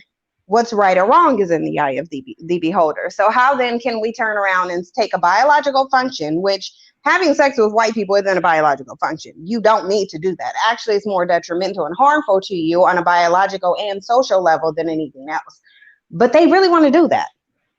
They'll say they need to do that, but then the people who are having sex and acting from an actual biological standpoint are somehow immoral, but you're actually doing something that your spirituality and your religion to you and your God forbid you to do, but because you want to do it, you're going to interpret it however you want to interpret it. It's not immoral. Well, this is what I will say. First, I want to address something Diller Pat said, which is, why is there a biblical conversation with someone who has no belief in the Bible anyway? And I believe somebody kind of seconded that. I can't remember who did it. Sorry. IC said the same thing. So I want to address that first, and then I'll speak to what you said, Cyn. I want to say this. First and foremost, I'm very fond of Cyn. She's very intelligent, and I respect her, despite the fact that Cyn is not Christian. Second of all, I want to say that anybody who's read a Bible knows for a fact that Christ spent a great deal of time speaking to sinners, and people criticized him too. They were like, why is he sitting with those people? Why is he taking dinner with those people? Why is he talking to those people? So the idea that I can't speak to Cyn about the Bible because she's not Christian, I think is just very flawed. And it's literally the same accusation that was hurled at Christ. Number one. Number two, I would have to say that the conversation is very profitable if anybody is listening, and people can take what they want from what Cyn says or what I say. But for example, we discussed not mingling with other nations. Cyn gave her opinion and I gave mine, which was to provide a scripture of an example of when that was the case. And the reason God said not to had a lot to do with behavior. And not skin color, but, you know, and if you guys, and I gave that chapter and verse, so if you guys go look it up, you can read it for yourself. It actually says, tear down their altars, you know, don't worship their gods, all of this sort of thing. There is So literally one that says, come from amongst them and destroy everything they ever touched. that's often the case because, like I said, in the examples that I've read in the Bible, it's always been because that people were debased morally. And God did not want you having sex with them or reproducing with them because they would turn God's people's hearts to their deviant ways. Now, this is so I just want to be very clear that there's nothing wrong with sitting here having a conversation with somebody who doesn't agree with you. I've seen Christian Muslim debates. I've seen, Christian Jewish debates. I've seen Christian atheist debates. There's literally nothing wrong with it. And Christ would sit down and converse with people all the time who are not of the faith. And people said the same thing about him. So I just think as Christians, we can't just act like, why are we talking to these people? I just don't even understand that. Now to what you were saying, Cyn, as far as morality, I think morality is something that is finite and is subjective at the same time. I think both things can be true. I don't think it has to be one or the other. I don't think it has to be one or the other. I think both things can be true. So for example, let's say morality about physical appearance, right?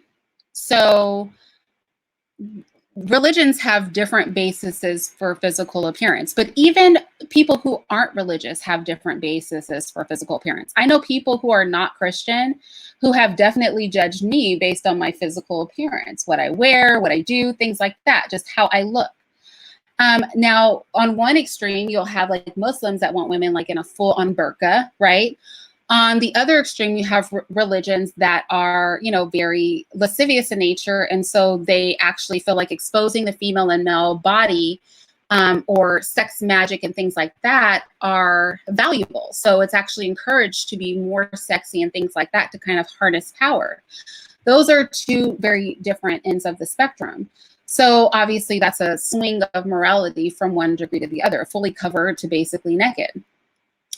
But I think that there is a level of morality that exists in all people. Most people want to be clothed to some degree, right? And what we can say is that morality, just using clothing for an example, right? Morality, or at least the behavior or mindset of a person, can often be determined by what they wear, dependent on where the culture stands. So for example, back in the day, prostitutes used to be really the only ones that wore the thigh-high boots, the really short skirts. They would try to show as much of what was being sold as possible to attract customers and clearly identify themselves as prostitutes.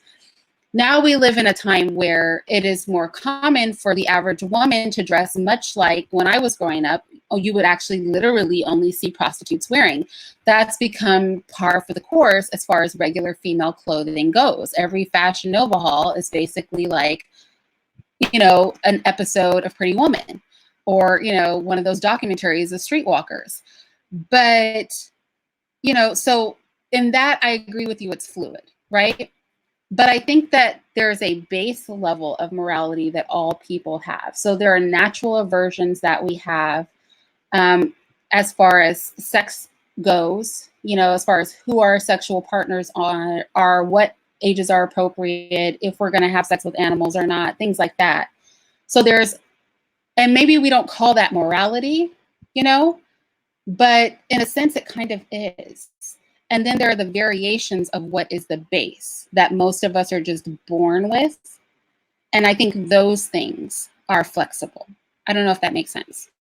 No, I definitely agree with that. But even still, I want to go back to what you said about when you said that verse about them corrupting and turning people to their evil ways of life. Who does that sound like? With the trans and the LGBTQ and all these other, who does that sound like? It sounds like white people's degenerate ways corrupting Black people. Okay, so I cannot disagree with that. Looking historically speaking, many of the deviant behaviors that we see in society today are very commonplace with white people. I guess this is what I would say. I would say that overwhelmingly, it is white people who are into deviant behaviors. It was the Greeks that were lovers of boys, and that debased women in society. It was, the Romans, the Greeks, the Europeans, even to this day, that have the highest rates of child sexual abuse, homosexuality being commonplace, misgendering or degendering children, and things like that. And even in the United States, we see that most of these far left liberal movements are spearheaded by white people. We look at feminism and the usurping of male authority and devaluation of women and men being a white female movement. So I will definitely agree with that on the whole. But I will say, like, from a Christian perspective, what I also recognize is that all humans, right, have a chance of redemption. But I would say overwhelmingly, I would give pause to a culture that is heavily debaucherous and wicked. And I can't really disagree with Cyn, whether people in the chat like it or not, that we see the greatest prevalence of these behaviors in whites, because I mean that is true, right? They're So just I mean, they're just as in the well, chat room. They're in the chat room and they're just salty because I'm showing them according to their spirituality how immoral they are because they're choosing to have relationships and procreate with a group of people who, based on let's give it behavior. Based on behavior over thousands of years, they are prohibited from doing. Because even if we take out Greek in history and look at what they're doing now, if we go to the one single group of people whose behaviors are extremely immoral, debaucherous, degenerate, depraved, and evil, who would that be? I mean, I can't disagree with that. John Goldsby asked, "All white people?" Question mark. Okay, Well, so it this. says all nations are of one blood. So according to your, you can't separate it now because now it right, says all nations are of one blood. they So are. the Bible doesn't says give them a chance to redeem themselves. It says come from amongst them and burn and destroy everything that they touched. So according to your religion, for the Christians, you are immoral based on your desires because you've been corrupted by the people that you chose to intermingle with. Well, this is what I will say, because John asked all white people. So this is what I will say. Although I can't disagree with Cynthia that where we see the greatest prevalence of these behaviors is in Caucasian people or white people of various kinds, because all white people aren't from the Caucasoid Mountains. What I will say is this, is that when the Bible talks about it, it doesn't identify them by the color of their skin, it identifies them by their behavior. So a Black person, for example, who's fallen into the behavior that is common mostly amongst whites would be just as disastrous. And what I would say about all white people is that I don't think if I see a white baby, like a newborn baby, that baby's going to naturally grow up and be a freak. But I do think that if they grow up in what is prevalent in their community and with the influences of adult whites who are corrupt overwhelmingly, that it's going to be very hard for them to not be. So I would say I would think it was possible, and that's why in some of the scriptures Cyn is referring to, it will say that you have to kill all the women who have been with a man, that you have to kill all the men and all the boys, and that you can only keep the virgins, which would be the young women who are unmarried.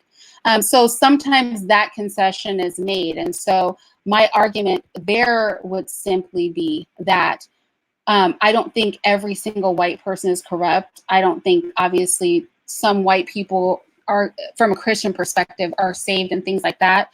I would just say that just as the Bible speaks to some groups of people being just almost wholly given over to debauchery, that I can't really argue against Cyn's point from historical facts that a lot of these behaviors are not heavily prevalent more in white society than any other society on earth. I mean, I think that is about as fair as I can be with my statement. And see, this is the psychology and why I say it, because even with murder, people think it's immoral to murder and kill people. But the Bible says there is a time to kill. If you look through the Bible, there are certain circumstances where people were instructed to kill. So that can even be subjective. Whether murdering someone, it's not even an issue of morality, depending on the circumstance, according to the Bible. Well, I don't think that it's necessarily subjective, because the Bible says that we are to understand doctrine, precept upon precept, line upon line, here a little, there a little. So I think the one thing we have to shy away from is taking any one statement in the Bible and using that as the end all be all. We do have to compare scripture to scripture, like it says, precept upon precept, line upon line, here a little and there a little. And then that gives us the whole picture of doctrine. But definitely, when the Bible says thou shalt not kill, it's talking about two kinds of murder, right? An unjust murder, right? The shedding of innocent blood, because the Bible teaches us God hates hands that shed innocent blood, which is different from punishment. But And isn't innocence subjective, though? Don't people have different opinions on who's innocent and who's deserving? well, I mean, and I guess that's why, at least if we talk about it from a Christian perspective, right? There are certain things that are reasons to kill people. And normally it's things that are done that a person can't redeem themselves from. So, for example, you guys will hear me say a lot, if a person has sex with a child, that they should be killed, right? There's something in the Bible that they call reprobate. You'll hear that often said about homosexuals in the Bible, that they should be killed. They're considered reprobate, meaning they've gone so far deep, off into left field somewhere. They can't be revived from that. They can't be brought back from that. So then you do have to kill them, or their behavior is going to become pervasive in the community. That's one camp of people.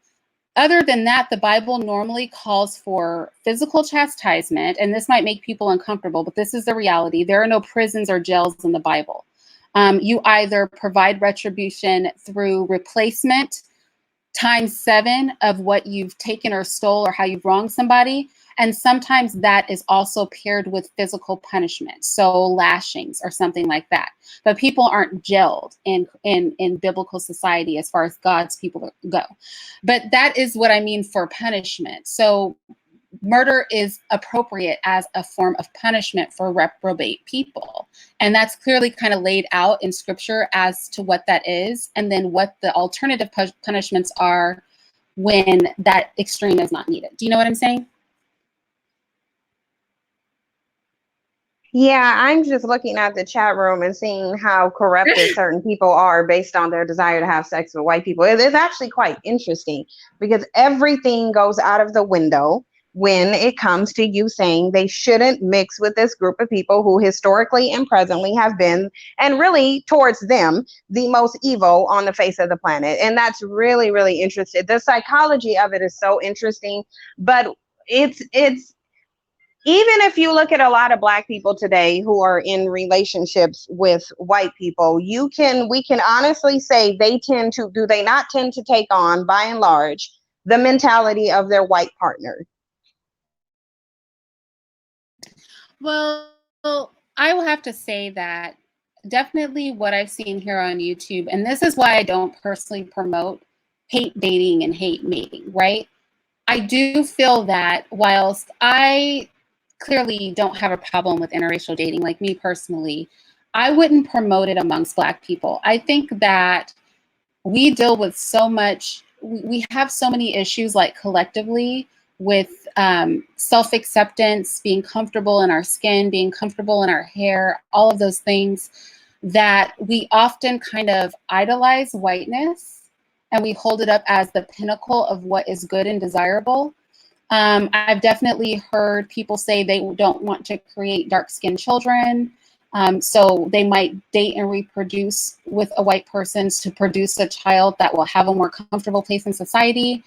I think that dating out based on hatred for Black men, hatred for Black women, hatred for yourself, your hair, your skin, I think that is very problematic. And I have to be honest that when I hear people talk about dating out, they're not talking about, I met this great person and we fell in love. They're talking about Black men aren't crap. So go get yourself a white guy. They provide, they do this, and that. I hear, Black women aren't crap. White women are so much more submissive and attractive and that. I hear things like that. And I've actually, and Cyn, you covered this a few times, where Black men have come on YouTube and talked about how they can't act like themselves around the families of their spouses or girlfriends and things like that, and that there's a compromise of their Blackness. And I do think that that is more often than not the case. So what a lot of people will say, well, then Irene, what about throwing yourself on the chopping block? I will say that my personal experience isn't indicative of the average experience. So I can't give advice based on my personal experience. I got married to somebody who had no parents, was an orphan, and was from New York and lived in California with me. And so the only family around was my Black family. But that's not going to be the case for everybody, where the only family around is your Black family, where the industry that the person works in is essentially a Black industry and things like that. I think more often than not, the case is that you find Black people immersing themselves in the family, in the lifestyle, in the culture and traditions of their white partner, and sort of watering down their Blackness to accommodate for that white person. And that's what a lot of people say for their own personal experiences. So, I have to agree with Cyn in that regard. And that's why you guys know I don't promote interracial dating, because I feel like very few of our people that I hear talking about it are doing it in any sort of way I think is healthful. And I think even if you wanted to date out, we as a community have to heal before that can even be done safely. Right now, I don't see the way that it's being done. But white people have shown that they're not going to change their behaviors as they've been engaging in them for thousands of years, to the point that it is their nature. And quite frankly, they don't see anything wrong with it. So you still have Black people, specifically in the chat room, rationalizing, picking and choosing and interpreting the Bible however they want to in order to suit the depraved behaviors that they want to engage in. And this is one of the reasons why I separated from Christianity, because I recognize that a lot of Christians do this. They don't follow it based on the Bible. They follow the Bible based on what they want to do. And they interpret the Bible based on what they want to do and whether they want to justify it as right or wrong. And that's a problem. Well, I will agree with that. For me personally, I always am, because you guys know, for those of you who have been listening to my content for a while, that I take a lot of pleasure in talking to other people who identify as Christian. And you'd be surprised how varying all the beliefs are. But what I will find is that most Christian sects have a personal interpretation of the Bible, and they will often even have a supplemental book. So they'll have their own version of the Bible, a translation just for them. They'll have a supplemental book that kind of expounds on what the Bible is supposed to say. Even the Jewish people do this. They have the Talmud to expand on, their interpretation of the Bible. Few people just use the Bible and take it as what's there. And often we see this even with gay people. There's a scripture that says, two men are laying in a bed, one will be taken and the other is not. And they'll go, see, homosexuality in the Bible, it's totally okay.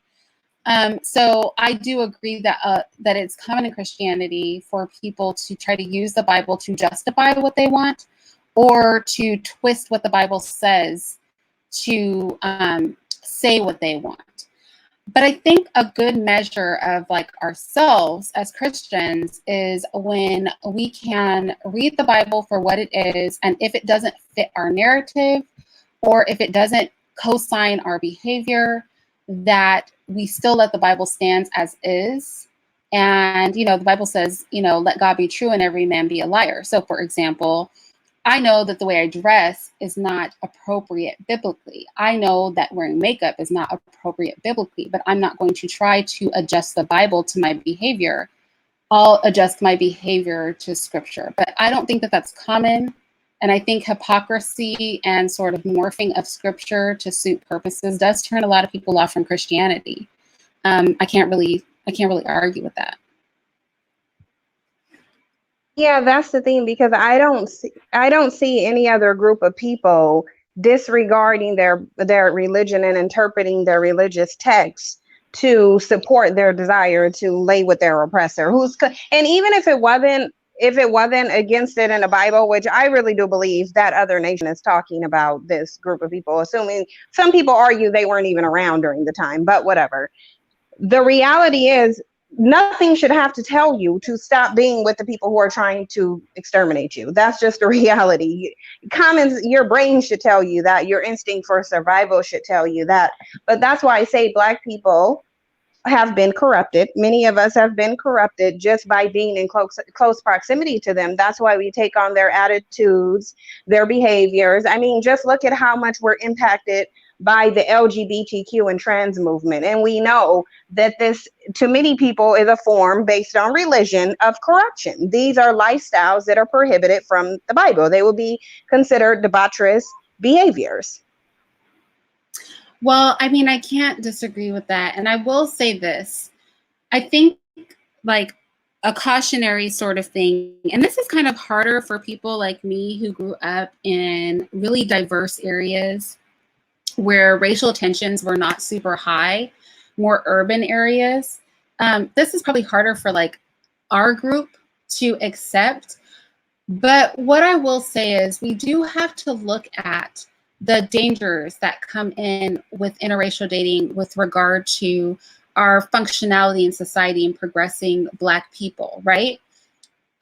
Setting aside like everything else. Number one, and this is a conversation that Cyn and Nyla and I had, if it comes down to it, how likely are you to fully petition for a Black cause if you have a white wife or husband, if you have a grandparent that's white? It's going to really soften you on the issues. Number two, it leaves us open to infiltration, right? Because then they become privy to things. And honestly, it's hard to have an honest relationship with the white person, even a friendship, where you can speak freely about the realities of racial dynamics and them not be offensive or be offended by you. Or you feel you have to kind of water down what you're saying so that they don't feel accused by you. Also, we have to look at interracial children and how often interracial children are weaponized against us. You guys know I recently did something here on this channel where I showed how interracial, quadroon, octoroon, even mulatto, Aboriginal people were literally replacing Black Aboriginals, where you had people with blonde hair and blue eyes claiming and being accepted legally as Aboriginals and taking jobs and benefits that were put aside for the Black Aboriginals. So this opens up a sort of Pandora's box and something that could be insidious, because we know that the breeding out of Blackness is something that was intentionally done and state sanctioned throughout much of the world. So I think these are all things to consider. I don't think society, even if you have no problem with it, in theory, I don't think society is even in a place right now where we can engage in such behaviors safely, because we can see how the weaponization of those interactions is still happening in current time against our people. And I think that's something that we have to consider when we think about the betterment of Black people as a whole. What I think is that at this point we can say Black people's desire for interracial relationships is actually evil at this point. The reason why I say it's evil, because they'll do it at the expense of the survival of their community. They don't care how detrimental it is to our numbers as a people.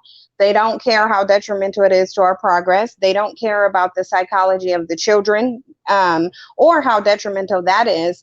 They will engage in these behaviors at all costs. And that is what I think makes it evil. And that's why I say they are corrupt. They're not even, it would be different if they were entering into them saying, well, let me just do this to better my community. But it's either about hatred for Black men, hatred for Black women, hatred for Blackness in general, the desire to not create Black children, colorism. Need we add to the list of the negative reasons why they enter into these relationships? And so even if I considered even like, I don't need to be a Christian to give merit to certain things in the Bible. I really don't need to. And that's why I said I don't believe in it fully, but there are certain things I believe in. Like what it says, the truth will be given to the masses, but only a small amount of them will actually hear the truth. How it says only a small portion of people in general are going to survive. Most of them are corrupt in some type of way. And I do believe that that is true. The evidence of it is all around me. So I believe in stuff that the evidence support. Black people's desire to intermingle with this group of people is very evil. And I believe that by way of being in close proximity to them and being under their dominion and their rule and their interpretation of what spirituality and morality and everything else is, many of us have become corrupted. And that's why I believe in the Bible, when it talks about that other nation that you're not supposed to mix with, least you become corrupted and go off their ways. That is obviously the dominant society. Like it just have to, if you consider all of the evidence. And I think none of that matters to them. And you can look at the chat room and see the corrupt mentality and the reprobated mind, because even in the chat room, the minute that you say, don't mix with these people, and you can list out 100 different ways that is detrimental to them, they don't care. And to me, when you to desire something that is wrong that much, that makes you just as evil, if not more, than what you're desiring to get into. Well, I definitely think that people get really triggered when you talk about not dating out. People do get very triggered by that. What I would have to say is that if we can't recognize that, look, let's talk seriously about our positionality in the world. And I keep going back to this because it's just so horrific. But if white people who travel abroad more than Black people, right?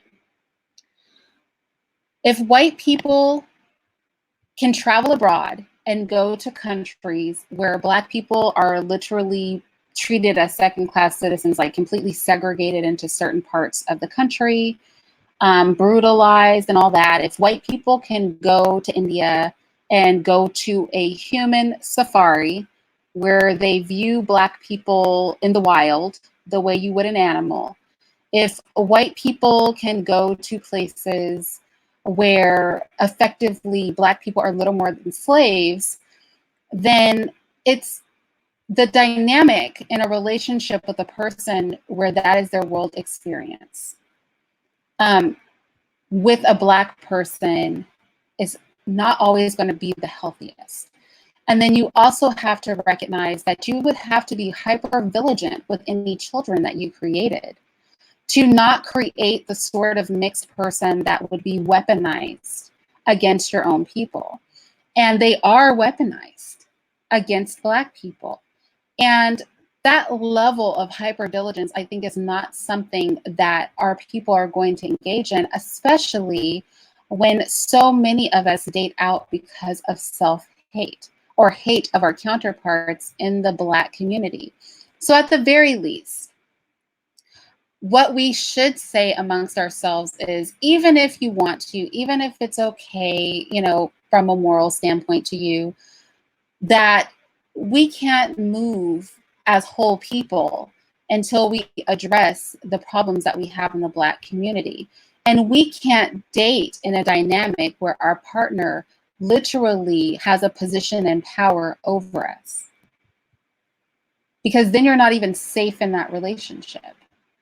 And so I think those are considerations that we should have. And that's a way to look at it. Because I feel like we always feel like we have to rush to the defense of white people whenever these conversations happen, or it somehow strikes fear in our hearts that we won't be able to have access to them. Or as I've heard some Black men say, that is a sign of you doing well as having access to a white woman. As long as we hold them up on side of sort of a God pedestal, we can never actually have healthy relationships with them. If the light eyes and the straight hair and the, you know, the light skin, the white skin is something that we are putting up on a pedestal akin to God, then what kind of weird relationship would we be engaging in? And honestly, most of our people think that way. And we know that they think that way because if they didn't think that way, society would look very different right now. Yeah, that's why I say that they're corrupted. And that's just the reality. It's behaviors coming from a place of corruption, not love. And they'll try to package it as love. But if you're moving towards something because you love something that's evil, it's still evil. It still can't be love. And that's why, because hatred towards yourself and your people and the desire to exterminate them genetically, that's still evil. So you're moving from a place of evil. And that's why I say, even if it wasn't talking about them, there is something to be said about Black people and their attachment to this group of people and desire to mix with this group of people who have proven to be very evil since their there's not an era of time where they haven't been engaging in any evil behaviors. Like we do realize that they've literally, since their existence, been perpetuating evil throughout the planet nonstop. So just based off that alone, and that's why I say, maybe Black people have been given over to their evil desires. I know that we're not going to progress while it's going on. I know that for a fact. We will not progress as a people. And we can debate whether that's because of spirituality, the Bible, or God, or whatever. We're not going to progress while it's going on. That I can guarantee. Somebody can quote me when I die and we're still in the same situation, maybe worse. We're not going to get out of it while interracial unions are going on. We're just not going to.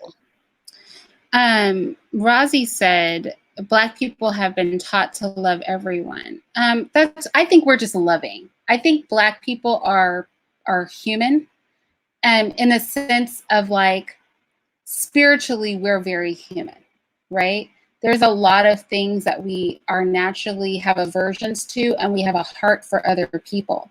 So I think Black people typically approach all of humanity with love because we haven't lost our humanity yet.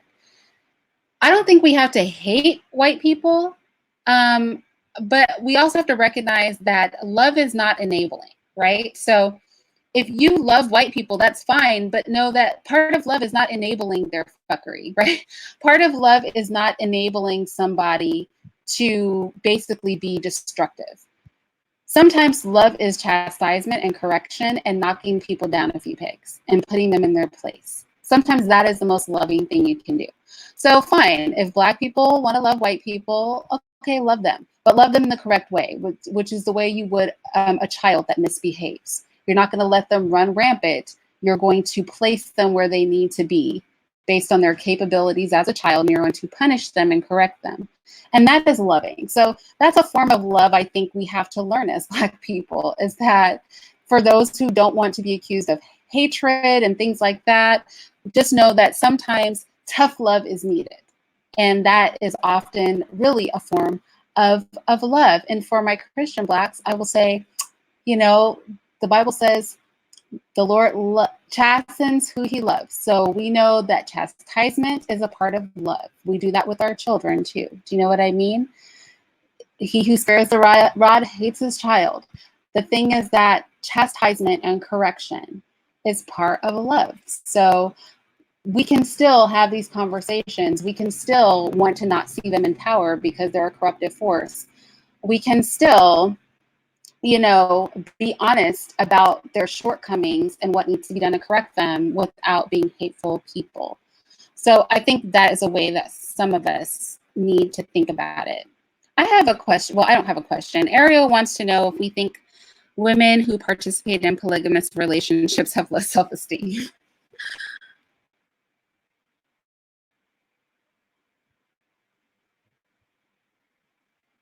I don't think so, if that's what they want to do. But I have to jump off. I would literally love to keep this conversation going, because just the whole, when you talk about the whether sex is morality and dating and stuff, it always goes into different, very interesting topics. But I don't have time to. I mean, maybe later if you want to continue it, then I can. But yeah, well, let me know if you're available later. That's fine, because I've been on here longer than I wanted to too. But then when you were down there, I knew you'd come up and say something that was awesome. So thanks for coming up. it's a really good topic. And I was like, oh yeah, I like talking about sex. I like talking about relationships. And so the two merging, it goes into different stuff. I even, to a degree, like talking about religion because of where it goes. But I'm gonna jump off. Thanks for inviting me, and I'll definitely let you know, because I will be available later. Okay. All right. Bye-bye, Cyn. All right. Bye. Okay, you guys. Sarah, I'm going to go to, only because you guys know I try to keep these lives around an hour, and we have definitely broken hour. But I did think it would just be a really fun conversation for us to have, an adult conversation for us to have. And when we can have it again. I think there's a way to tackle these things in a way that's not perverted, but that's very, very real. And so for those of you who did not hear the beginning of this, that was interesting. We talked about a little bit of everything. Don't cringe, don't grab your pearls, but we talked about anal sex, and we talked about dating your friends, exes, and we talked about objectification of women. We talked about a lot of things in this live, all the way down to religion and the positionality of morality in society based on religious beliefs. So we have really gone a lot of places in this live. So for those of you who missed the first part, double back, take a listen to it while you're driving to work or cleaning your house. And Cyn and I will come back. I think Cyn and I were supposed to do something purely on religion. And I ask that you Christians not be offended by talking to people who are not Christian about the Bible. Honestly, I mean, weren't we all not Christian at some point? So I don't think there's any harm in it. And I think without hearing how other people feel about the Bible and what their beliefs are about the Bible, you won't even know what to study so that you can actually discuss things with them and respond to them in a way that actually makes sense and is related to what they have to say. So just having a closed mind, I don't think is going to be very helpful for us as Christians. We need to care about what other people think and believe. And we need to try to understand those things from a Christian perspective so we can engage in dialogue with them. It's not, we're not trying to, hide ourselves on a hill somewhere. We live in the real world, right? So let's do that. So with that said, you guys, I am going to talk to you guys later. And thank you for hanging out with me all this time. Bye-bye.